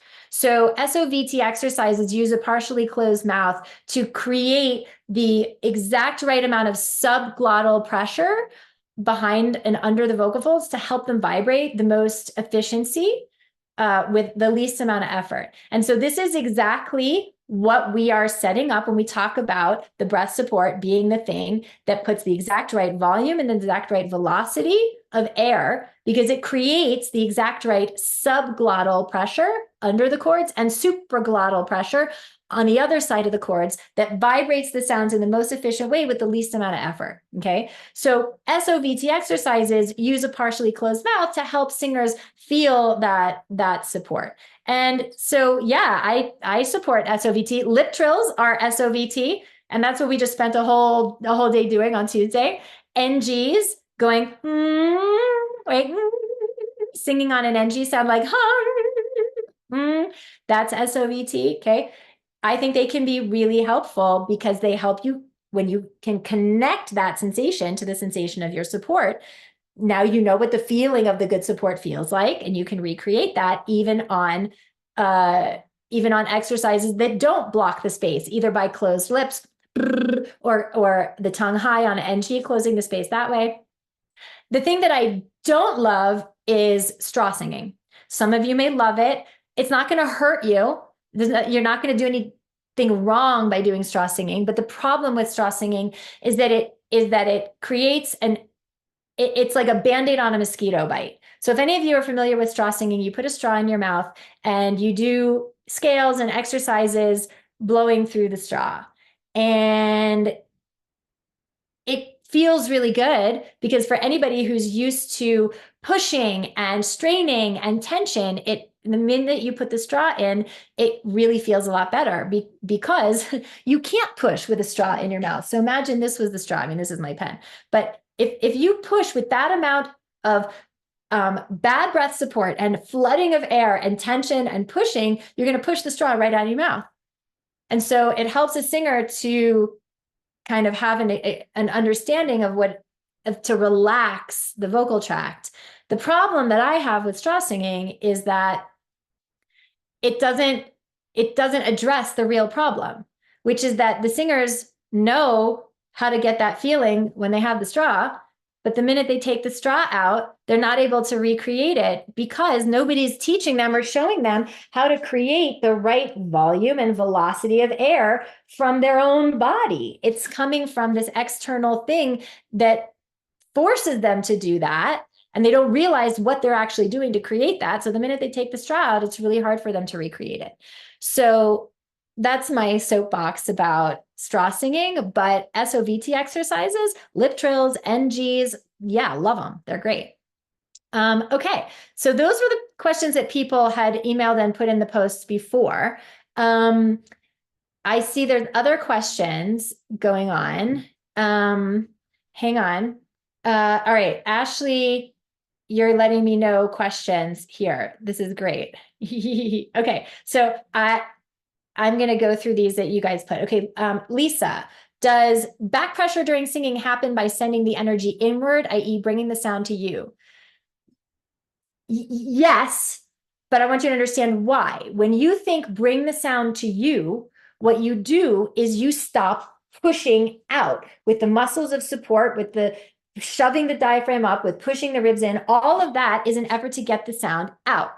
And what that does is it pushes way more air, way more force, okay? So in thinking implode and thinking bring the sound to you, that thought, your body reacts to differently. And now you're in a much more efficient support, which then allows for the exact right subglottal pressure to happen. So yes, good question. All right, Doris's question. So Ashley sent me these on my phone. So, okay. Doris's question. Sometimes I get too connected with a song so much that I want to cry. How do I control those feelings? Also, the opposite happens. I have to sing songs that I don't like, but are part of the repertoire that the manager selected. I even struggle with learning the lyrics and tend to go blank on stage. Okay, so let me address crying and singing. The way that I have sort of moved through that, like when you're so connected to the song and it just like, it really hits home for you, is you've got to not prevent yourself from crying in your own practice. So, obviously you can't cry and sing at the same time. It's really hard. You get choked up. I don't know many singers who can cry and sing at a good time at the same time. I think Leah Michelle is the only one I know who can do that. She can cry and she manages to not get choked up. So number one, if you can cry and not get choked up and still stay on top of your open sound, then you can cry and sing at the same time. That's great. It would be probably a powerful performance. But if you do get choked up like most of us, it affects our body, then the best thing that I know how to do is in your practice, before you even get into that performance, when you're practicing and you start to feel that emotion, that being overcome by emotion, let it happen. Let the crying start. You don't even need to finish singing. Cry, move through it. Let that emotion happen.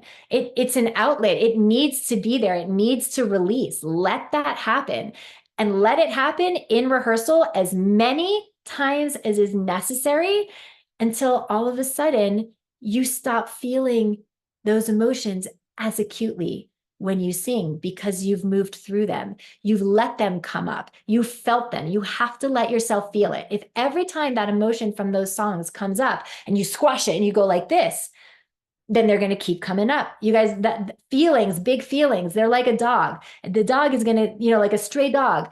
The dog is going to keep following you around. As you ignore it, it's keep following you around. But the minute you turn around and you pet the dog, oh, I see you. Here's a little treat. Then the dog is happy and it goes away. Big emotions are like that too, in singing and not in singing. And so the more you have that reaction and then you squash it because like, I'm singing, I can't cry, squash, they will continue to come up every single time. So let yourself feel the feelings in that song. Let yourself cry through it. Have a big old cry. Let it happen.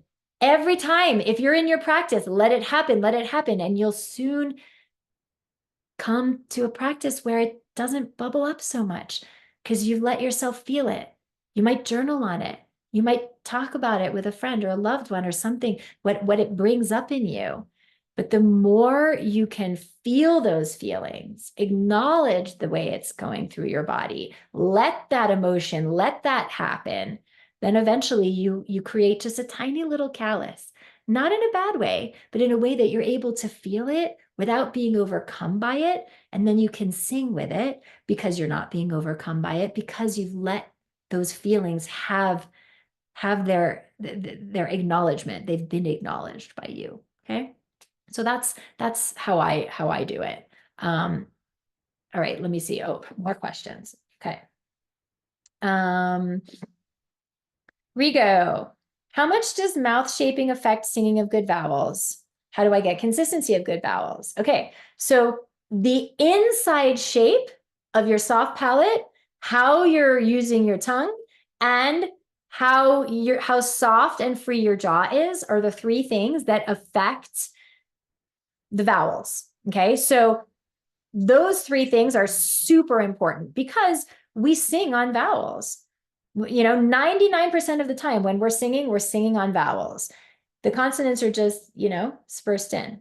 And so it's really important to understand vowel shape, vowel placement, and what are the things that you're doing? What are the habits that you have that might be getting in the way of that? Namely, for most people, jaw tension or tongue tension or soft palate that's not high and that doesn't know how to stay high. So the vowels live within that free space. So one of the things you can do is find a true ah vowel. And I think I was coaching some of you on this the other day. I forget who it was. It was one of the gentlemen. And I was like, well, that's not a true ah. It was like a ah, like with soft jaw, high soft palate, and neutral tongue. Every other vowel lives inside ah. I lives inside. The inside space doesn't change. The soft jaw doesn't change. Even if I'm moving my mouth, it's soft. It's not that we need to force it down. It's not that we need to manipulate the inside space, but it's just this feeling of open release, and the vowels live inside it. And so it's very important to understand the shapes of different vowels, where your tongue is inside them to create them, so that you're not doing more than you need to. Most singers overdo, and they crunch their vowels and they chomp on their vowels, and then they don't have the space that they need because their tongue and their jaw and their soft palate are trying to control way too much, instead of soft palate out of the way, jaw soft, and then the tongue just does what it needs to do. Okay, so it's a good question. Somebody's asking, oh, and then consistency of vowels, Rigo, is once you know the shape, is just being really present, so that when you're in your exercises or when you're in the song that you're doing, to make sure that you're not going back to habit. And that's a mindset thing, right?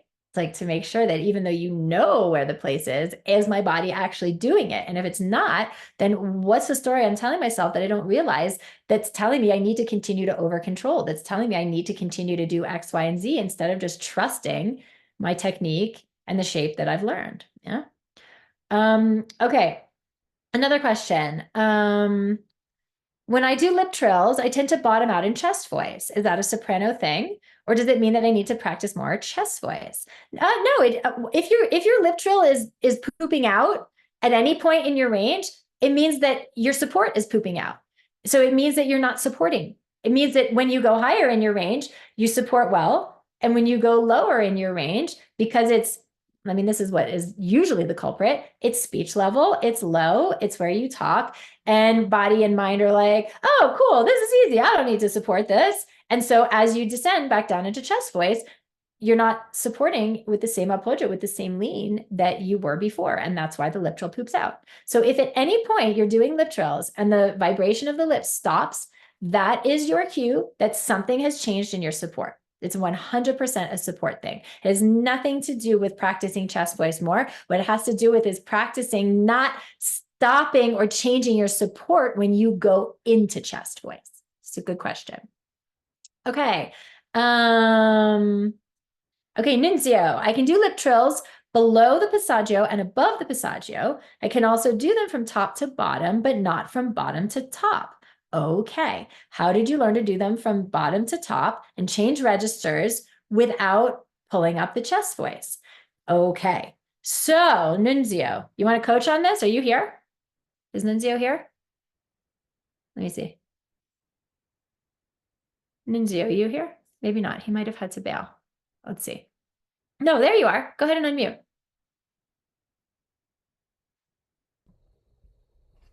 All right. Can you hear me? Yeah, I can hear you. Okay. So So I just got to tell you, because this is like, first of all, when I started the lip trills, the only way I really could do them was like this. It probably took me 2 years to learn how to let go of this. And I did that because of the last workshop. And obviously, I'm somebody that's phlegm, probably because of my own thing of drinking like creamer and coffee. I'm probably my own worst enemy because of that. But I noticed that I cannot do a lip trill through the passaggio. I just pull up my chest voice and I squeeze over here. I can keep pushing down with the diaphragm. I've done all those things. I do want to mention to you like one breakthrough moment I did had, which was deciding not to try to think of what I sound like. So, and I'm not going to do this today because I'm too afraid, but last night I was in a bar and I decided that I was going to just inhale, and as I did, feel that feeling of the soft palate rising, and but before I could, it starts to drop. In other words, don't stop. Just start singing as it's up. And then I noticed, like when I was singing "Love and Touch and Squeezing," which is an impossible song before to sing, that I started singing with different tone. It was like felt different. The vocal cords felt different. It wasn't falsetto. It was just a different voice, and it started sounding like Steve Perry, but I didn't want it to, but I couldn't stop it from happening. So I just let it happen. And then as I was like standing, I can't push down. It just jams my voice up. I'm being honest. It just doesn't work for me. that's So as probably I, because, wait. That's probably because you're thinking push down and you're going too far and it's tensing everything up. That's my it guess. does. It makes my throat like. Yes. Yeah. So I start singing this note, and I just feel like I'm just gonna do this, which is like my opposition thing of holding this high. So I just let my body pull high, and it's like, oh, my voice is not cracking. I'm probably singing high C's, but And I my didn't guess like. is, though, my guess is that it also allowed you to anchor in your support in just the right amount of down, because my guess is that you were too much focused, like your language tells us how you're thinking of it, right? And so it was like you were pushing down, and it's not, it was too much on that. So when you just kind of found that sense of opposition, my guess is also that you hooked into just the right amount of lean in the lower support that allowed you to find the opposition without it being sabotaged in here. Yeah, But and I to did blow the vocal cords apart when I did it, and I right. did it once and go, oh my God, I can't believe I just did this. But, and just so you know, I studied with another vocal coach. I won't mention his name. That said, singing's like going to the bathroom. You have to press down like that, and it just created vocal tension dysphonia Yeah, and you're going to going too far. It's just too much with it, too far with it. Okay. yeah. So like because you were so focused on that pushing down so much, that pressing, that even that when you don't think about it, you just end up with just enough, which is all we ever really need. Okay. So that's for you, is just keep thinking that opposition, and that's really going to work. But to address what you were saying about lip trills, you can come down, but you can't go up, right? It's a mindset thing. Yeah. So I here's, just don't. I get stuck and the voice just stops, yeah, and then I push and it all gets jammed. I know, and that's so common. So here's what I want you to do. You stand up. Let's do a little lip trill siren. Make sure you turn original sound on. And Um, it is. okay, great. So what I want you to do is I want you to lip trill a siren from the bottom of your range to the top. Don't go into falsetto, just as high as you can go in head voice and back down. Okay. And I want you, I don't want you to worry about the transition. Let it crack, let it flop, let it, you know what I'm saying? Because the reason, guys, that Nunzio keeps pushing his chest voice up, is because there's that subconscious fear of the moment of transition. And so you want to control it. And so you resist it and you push that chest voice up. Okay. I want you to go to that higher shape and that higher sensation in your body as soon as possible. Don't delay it. And I want you to be willing to make a bad sound. Let it crack. Let it be flip-floppy, changing registers. I do not care about a smooth transition right now at all, okay? All I want you to do is Just siren up on a lip trill and up and down, okay? Is your throat open or lifted in the back when you do that? Or your palate? Yeah, it's high between my ears. So you're pulling that palate up in the back? Because I've never done that. So I'm not focusing on it going this way. I'm focusing on it going this way. Okay. So breathe into the space between your ears, find that nose breath, and then just play with a lip trill. Okay,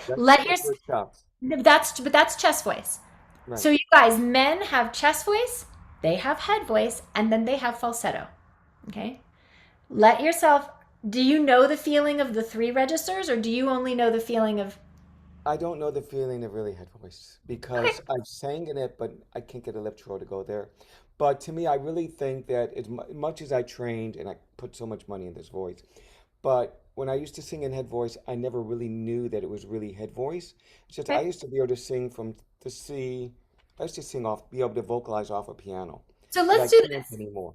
Let's do this. And also, well, let's do this. Go into falsetto.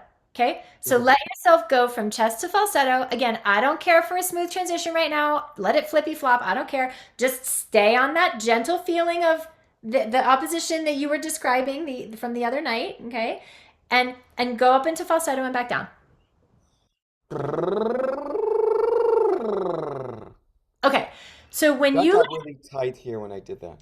That's okay. One thing at a time. When you let yourself go to falsetto there, the last 2 or 3 semitones were actually we're more head, right before you transition to falsetto. Okay. So let's do it again. And I want you to do a little test. And I want you to take your thumb and I want you to put it at the root of your tongue. Okay. And you're still going to just be focusing on that feeling like you did, okay? And do the same thing and just notice what you notice on your thumb.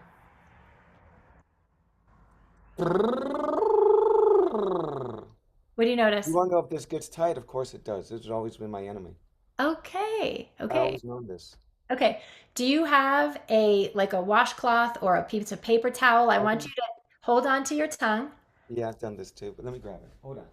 Okay. I have a paper towel if that's what you want. Okay. Okay, so first of all, find your gentle widening between your ears. Uh-huh. Let your jaw hang in the clueless, dumb smile. Uh-huh. Yep. And just let your tongue hang out. Yeah, soft and wide. Uh-huh. Let your tongue spread out over your bottom lip. Yeah, did you notice that even when you stuck it out, it wanted to narrow and pull back? Now it's like really soft and wide and nicely spread out, and you really feel it over your bottom lip. Okay, now grab it, okay? And it is not your tongue's job to do anything. Your hand has your tongue, okay? So now what I would love for you to do is I would love for you to focus on your gentle lean of your lower support for a second. And you're going to do it on an ah vowel. Ah. Your hand has your tongue, so you don't have to worry about your tongue, okay? Ah! What did that feel like in your throat? I can feel when it changes in the throat. What is the change that you experience? Does it get tighter? Is that what you Yeah, it experience? gets tighter. Okay. And when do you notice that? At Right what at the break.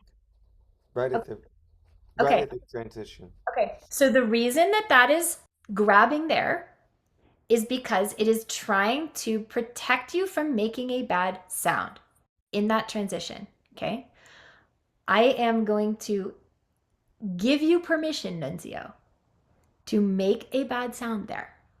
See, as long as this guy keeps protecting him, as long as this keeps grabbing to try to prevent that bad sound, whatever it is, we don't really know what that is because he never lets himself make it because this grabs, okay?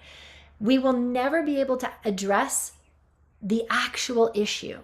It could be a support issue, it could be a resonant. We don't know exactly. We don't know what it is yet because right now this is coming in to try to control the whole situation. Okay, so you're going to do it again, and you're going to pull your tongue out, and you're going to stay high between your ears. And when you start to feel this starting to grab, I want you to let this go and make whatever sound that you make when you're not manipulating it or controlling it. This takes courage, and I know you have that courage. So let's do it again. Ah! I Okay, didn't feel like it tight that time, but that's as high as it went. that was great though, but that was head voice.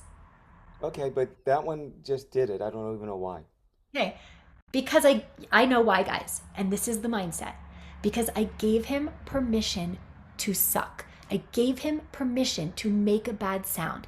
And in me giving you that permission, you gave yourself that permission that I'm not going to micromanage this. I'm just going to let it flop, let it crack, let it whatever. And when you did that, this let go. And now you started to feel what it feels like to go through into head voice. And you were able to get to head voice because this was free. Okay?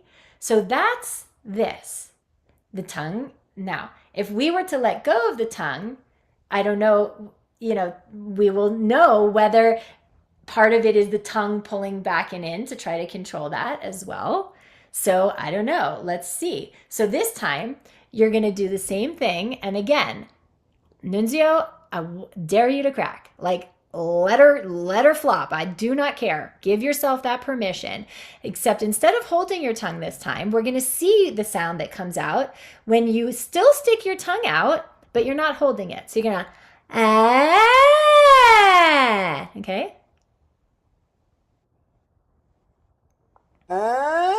Ah! It got tight that time a little, but And you'll notice when you watch the recording back, and I don't know if you guys saw this, but that as you started to get up to Passaggio, your tongue wanted to pull back in and narrow and down your throat. Did you feel that?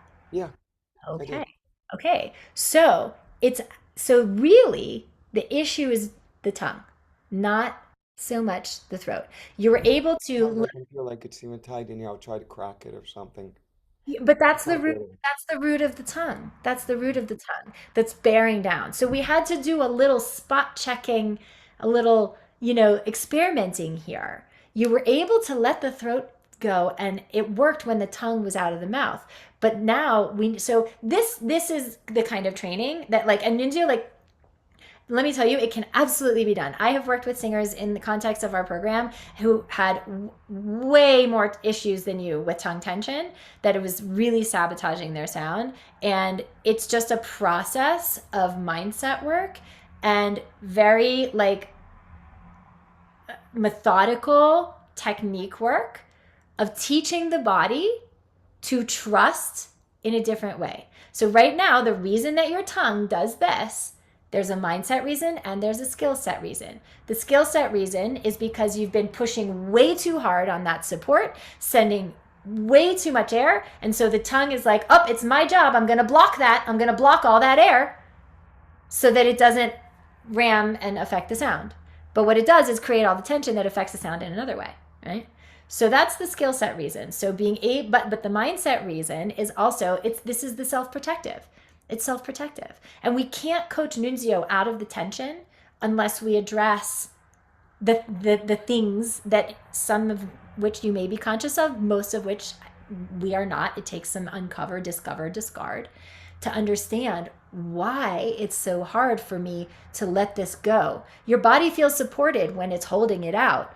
You know how to get your support to show up to do that. But the minute you let it go, old monkey mind comes in and is like, oh, I got it.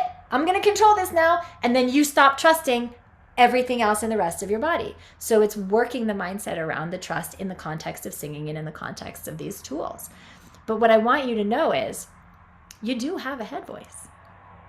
And you can get there. We just got to train this tongue, and that's just a longer process, But like, get on my phone. Let's figure out a way that we can get you into this work, because I know we can fix it. Hands of God, Nunzio, I know we can fix it.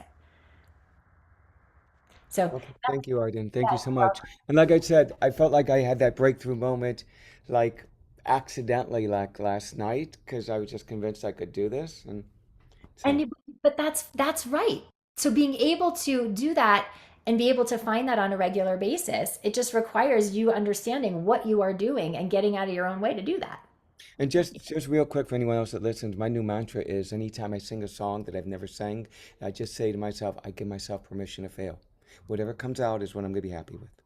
And did you do that the other night when you had this great feeling and Oh the great yeah, that's what okay. I did And last night. honestly, in the same way that we were just coaching right now, the thing that allowed you to do what you did was being willing to fail, being willing to make a bad sound. This tongue is part of that. It is self-protective. It is trying to protect you. So the more that we can work on self-trust, reframing failure, self-compassion, the easier it will be, guys, for Nunzio to let go of this tongue. But we got to do it in the context of singing, because otherwise you'll have great self-compassion and great trust, but then you'll come into the moment of singing and it'll be right back where it comes from. You know what I mean? Right. Yeah. That's So, exactly what happens. so that's the work that we do in the program. Yeah. Thanks, Arden. Okay, of course. All right. Question from, okay, wait. Rachel B. I'm assuming you've worked with teachers. What testimonials have they given and how this program has helped not only the individual, but also their students in increasing motivation? I'd like to hear from that individual as this goes along with greater impact. Well, is Amy DeLuca here? Amy, are you teaching these days? Can you hear me okay? Yeah, I can hear you. Um, Because I know you have in the past. I wasn't sure if you were yeah. still currently. Well, I do. I mean, I help out fellow singers when I see them struggling, and I'll give them some of the tidbits and the techniques that I've learned, directly from you. Um, I think in order for them to have real consistent practice is really to train with you because you're the expert. I'll take that. But I mean, because I wasn't sure, because I know you have taught in times. I wasn't sure if you were, because you're performing so much now. I wasn't sure if you were teaching anymore so I'm much. really not teaching Yeah. Okay. much at all. I'm just performing, folks, and I'm loving it. Yeah. Okay. So thank you for that. That's okay. You can mute. Of course. I have been asked many times if I would do a teacher training program. And I would love to. I just don't have the bandwidth. I just don't have the bandwidth to do it. And so the way that teachers come and learn the technique is just by coming and doing the intensive. I wish that I could, split myself into 75 different things. But if I'm going to give my time and attention to the singers who are in the intensive, I just don't have enough time to design another program, which is like a teacher training program right now. However, that said, the intensive it's the foundation. It's everything you need to know. So that's another reason why I haven't done it. I was like, but I'm just going to be teaching the same thing. And in truth, when you come to the program and you'll notice, like when I was coaching Nunzio or when I was coaching any of the other people who were volunteers this week, I'm constantly asking them, how did you feel this in your own body? How are you going to find this again in your own practice? What are your distinctions? Because if you can regurgitate it back to me, you will be able to recreate it to yourself. But if you're a teacher, if you can regurgitate it back to me, you're going to be able to describe it to your students. So the intensive is a teacher training program. It's all the same. It's all one thing. So I hope that answers your question, Rachel. I see you came on camera. Did I answer your question? Okay, good. Have I worked with otolaryngologists and speech therapists in the past to grow my own professional development and learning to help others? So I have never worked with a speech pathologist because I've never had issues in my singing, in my technique, or in my speaking that I have needed to do that kind of training. I have so in Los Angeles, there's two voice specialists who I think are the best in Los Angeles, who I have seen just kind of prophylactically over the years for my own vocal health. So this is something that you guys should all do, especially if you're professional. and you're singing on a regular basis, is that do not wait until there's a problem to go see an otolaryngologist. For one very important reason. You want to have scope footage of your cords when they are healthy, so that if something does go wrong and you are having issues, the specialist, the ENT, has the footage. So they stick a camera either down your nose or straight down your throat. They numb you so you don't gag, and they video you phonating, and they get a good look around your larynx and around your vocal cords. So you want to have that footage of your healthy cords, of your cords when they are healthy, so that, God forbid, should anything go wrong, you have, because everybody's a little bit different, you know what I mean? And so you want to be able to have the healthy footage to compare the problematic footage to. But other than that, I've not worked with an otolaryngologist because I've not really needed to. I've never had any vocal injury. And you guys, I've sung everywhere. I have sung like multiple times a week. I've done tours. I've opera, pop, recording, and everything that I'm teaching you has been from gaining all the knowledge from various different modalities and various different things, and understanding, that I'm put together over the years. It took me 10 years to put all this together, so that you guys, it doesn't take you 10 years, so that you can get the benefit of this in a short period of time. I have definitely been to conferences and things for vocal health and workshops on vocal health and things like that. So, I'm always keeping my learning up and stuff. But in terms of like actually doing any kind of training with a speech pathologist or anything like that, I have not, because my singing training is enough to do what I need to do and what we need to do to coach it. So I hope that answers that question. What percentage is mind work helping to lower cortisol in comparison to the other factors, such as taking supplements like I-theanine? If you take a group of people, half the group does the meditation an hour a day, and the other half does a half hour of HIIT training, which lowers cortisol more and keeps it low. Do you also encourage other means in addition to mind work in the intensive? Yeah, absolutely. So in the intensive, we are all about, like I was saying, radical self-care. And that's different for everybody. So for example, I like to run, I like to hike, I like to do trail runs, especially when the weather is good. And so if I have like a big performance coming up, or if I have something of stress going on in my life, for me, moving my body helps get me out of my mind and back into my body, because I like to run. If HIIT training is that for you, do HIIT training. If going to a ballet class for Siri is that, then she's going to go to a ballet class, right? The thing about exercise and stuff like that is that it's the thing that gets us out of our head and back into our body. But that said, you can't just go do a ballet class or go for a run 15 minutes before a performance.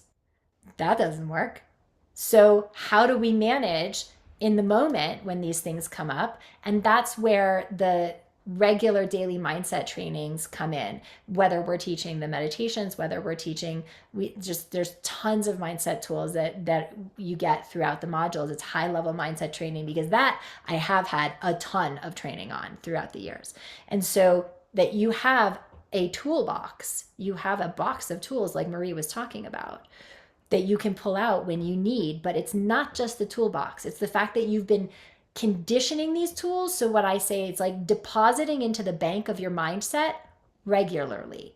So if you've been depositing into the bank of your mindset regularly by doing your meditations, if you're somebody who likes to do HIIT training or likes to do running or ballet or whatever it is, this is how you're depositing into the bank of your mindset. You are lowering cortisol levels. You are bringing oxytocin back in. You are learning to do all of these things on a regular basis, so that when you get into the moment of insecurity, when you get into the moment that counts, you now have a very full bank to draw from that serves you in that moment. And you're not just scraping the bottom of the barrel trying to figure out how to just get through. So yeah, we are very big on all of these things. All right, is there any other questions? Don't drink milk. Well, Mark, I have a very specific opinion on this, on dairy. I know a lot of people are like, oh, you're a singer, don't eat dairy, don't have ice cream, don't drink milk. Unless you are legit allergic to dairy and have like an outsized phlegm reaction from it, which does happen to some people, then don't drink dairy if that's you and you're a singer. If you have like an actual dairy allergy and you get a massive phlegm reaction from it, don't do it. However, don't eat dairy. It's just stuff that singers tell. It's the old wives' tale as an excuse for those who don't have good, rock solid, as Marie said, bulletproof technique. I can have a pint of ice cream and I can go sing an opera. Not because my body does anything different with dairy than anybody else, but because my technique is solid so that whatever is going on, dairy doesn't affect. Now, like I said, if you have like a big reaction to it, fine, I get it. I totally get it. But it's a lot of these things. Oh, air conditioning. Oh, this. Oh, that. Yeah. And if you have rock solid bulletproof technique and a mindset to match, air conditioning isn't going to kick you off your game in a way that it would otherwise. Dairy's not going to kick you off in a way that it would otherwise. So that's like me on my soapbox about dairy. What date does the next intensive start? You guys, the intensive is rolling. So you can pick your start date. You could literally be in class with us this week if you wanted to be. So you don't have to wait for anything. If you're curious about all this stuff, just get on my call. Get on my schedule for a discovery call. You can pick your start date. Let's see. Trouble maintaining a lip trill and chest voice. Yeah, that's what I was talking about to somebody else. I think we answered that. Susan, it's support. Let's see. I'm just checking. Is there any other questions that I missed? I think, Sapphire, you have your hand up. Did you want to ask a question? Yeah.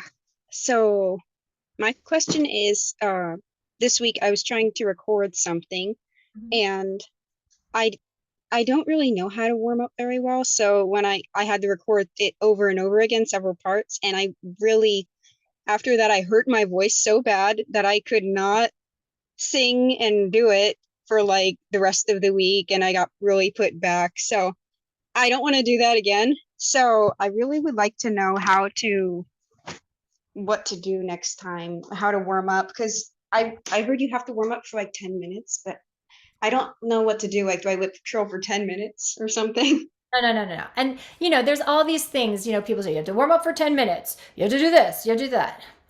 So first of all, you guys, the warm up is your technique practice. Your technique practice is your warm up. The purpose of the warm up is to warm up the correct technique so that when you go into your song or your rep or your recording session, you are acquainted and reminded of what that good technique, what that breath support, what that resonance feels like, because you just spent some time warming it up. Okay. Most people think, oh, I need to warm up because, I need to get into my range and I need to like all those things. And yes, it will get you into your range, but that you warm up doesn't matter. How you warm up matters. If you don't warm up, so the reason we do lip trills is because lip trills sets up the efficient breath support and the efficient technique for your breath support. So that is why every warm-up for me starts with lip trills. Because if I need to sing well, then the very first thing I need under me is my breath support. So I will start with lip trills. Does it help me warm up into my range? Sure. But the reason I'm doing it is not because of that.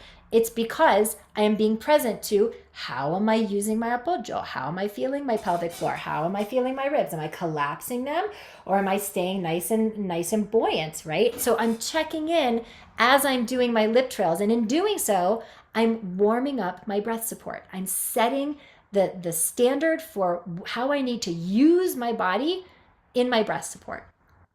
You could do lip trills inefficiently and then you're just warming up the old habit, right? So that you do lip trills doesn't matter. How you do lip trills matters. So be present, number one, to what you are doing in your body when you are warming up. So I will always start with lip trills because that is how I warm up my efficient breath support. And then I go and I do some sirens and I do some yayas. Sirens being ya, but that I do sirens doesn't matter. How I do sirens matters. So sirens are helping me get up into that smell the brownies space. It's helping me get up into that feeling of high, soft palate resonance, soft jaw, and that feeling of widening between my ears at the same time that I'm engaging my support. So sirens help me warm up my opposition, which is really important, right? So then I might do some yayas, like I might do some ya ya ya ya ya ya ya ya ya ya. Again, that I do yayas doesn't matter. What I'm warming up is soft jaw, the ability to move my tongue without it getting my jaw all tense. Ya ya ya ya ya. You know what I'm saying? Like the stuff that I was showing Nunzio. If I was Nunzio, I'd be warming up here. Getting my body that sensation, right? The purpose of the warm up is to warm up the efficient technique. So, easiest warm up, lip trills, yayas, NGs, which are nga, nga, nga. Mosquito sound. Yes, but we want to, Mm, yes, exactly. NG, like hungry. Yeah. And then taking all of that. So what you've warmed up is you've warmed up your support and your efficient breath support. You've warmed up your height of resonance, getting the feeling of that sensation. You've warmed up your opposition, and then you bring in some syllables. And whatever syllables you do, it doesn't really matter, because at that point, you're just bringing in all of this into some syllables, whether it's me, me, ma, or whether it's whatever. It doesn't matter what it is. Ma, mo, moo. It doesn't matter. At that point, you're just reinforcing those major foundational tenets as you go through your range on different syllables. What you're really warming up at that point is being able to be on vowels and different syllables and reminding yourself how that feels in your resonance as you move through your registers and as you move through your range.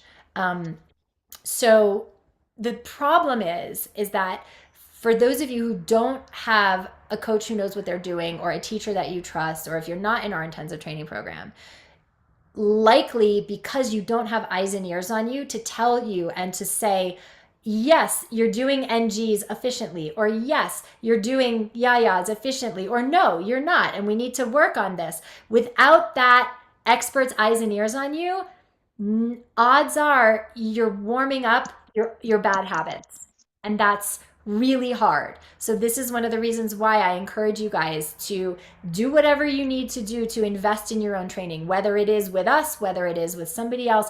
Find an expert, because number one, you don't know what you don't know. Number two, you're not the expert. And number three, you need eyes and ears outside of you to be able to identify the habit and tell you what that feels like, so you understand what the habit feels like, so that then when you're practicing and you're in your warm-up, you're able to be like, oh, that's the habit. I know what that feels like.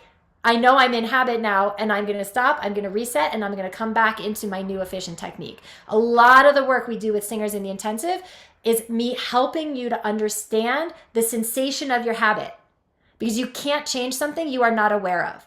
And so that way, when our singers go into their own practice, they are aware, they know what that habit feels like, and then they can nip it in the bud, so that they're not just practicing in the habit and continuing to spiral with the bad things that, you know, don't serve them. So that's a really good question. Thank you for asking that. thank you. Yeah, sure. Okay. Autumn, my boyfriend tells me I don't pronounce enough when I sing. How important is that? I feel like it's more of a stylistic choice of the song, but should I always pronounce no matter what to sound best? Well, it can be stylistic. It also, you know, oftentimes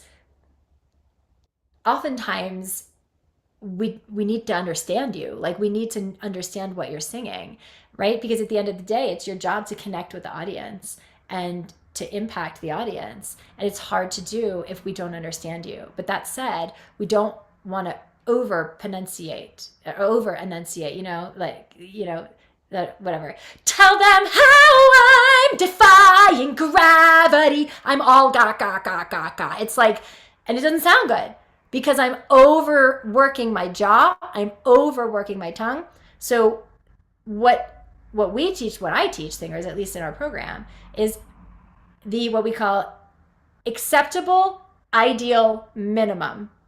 It's a mindset technique, but that also applies to pronunciation, which is how to be understood and how to find that what we call diction is pronunciation, is how we find the diction that serves and that is able so that you're understood, but doesn't crunch and get in the way of the open channel of energy and support, because otherwise you're just reinforcing tension, tension, tension, right? And there's a lot of tools we have in terms of consonants, in terms of mindset, in terms of vowels, and learning how to do that. It's just part of the practice that you learn eventually, is to do the acceptable, ideal minimum, because most of y'all are just kings and queens of overdoing.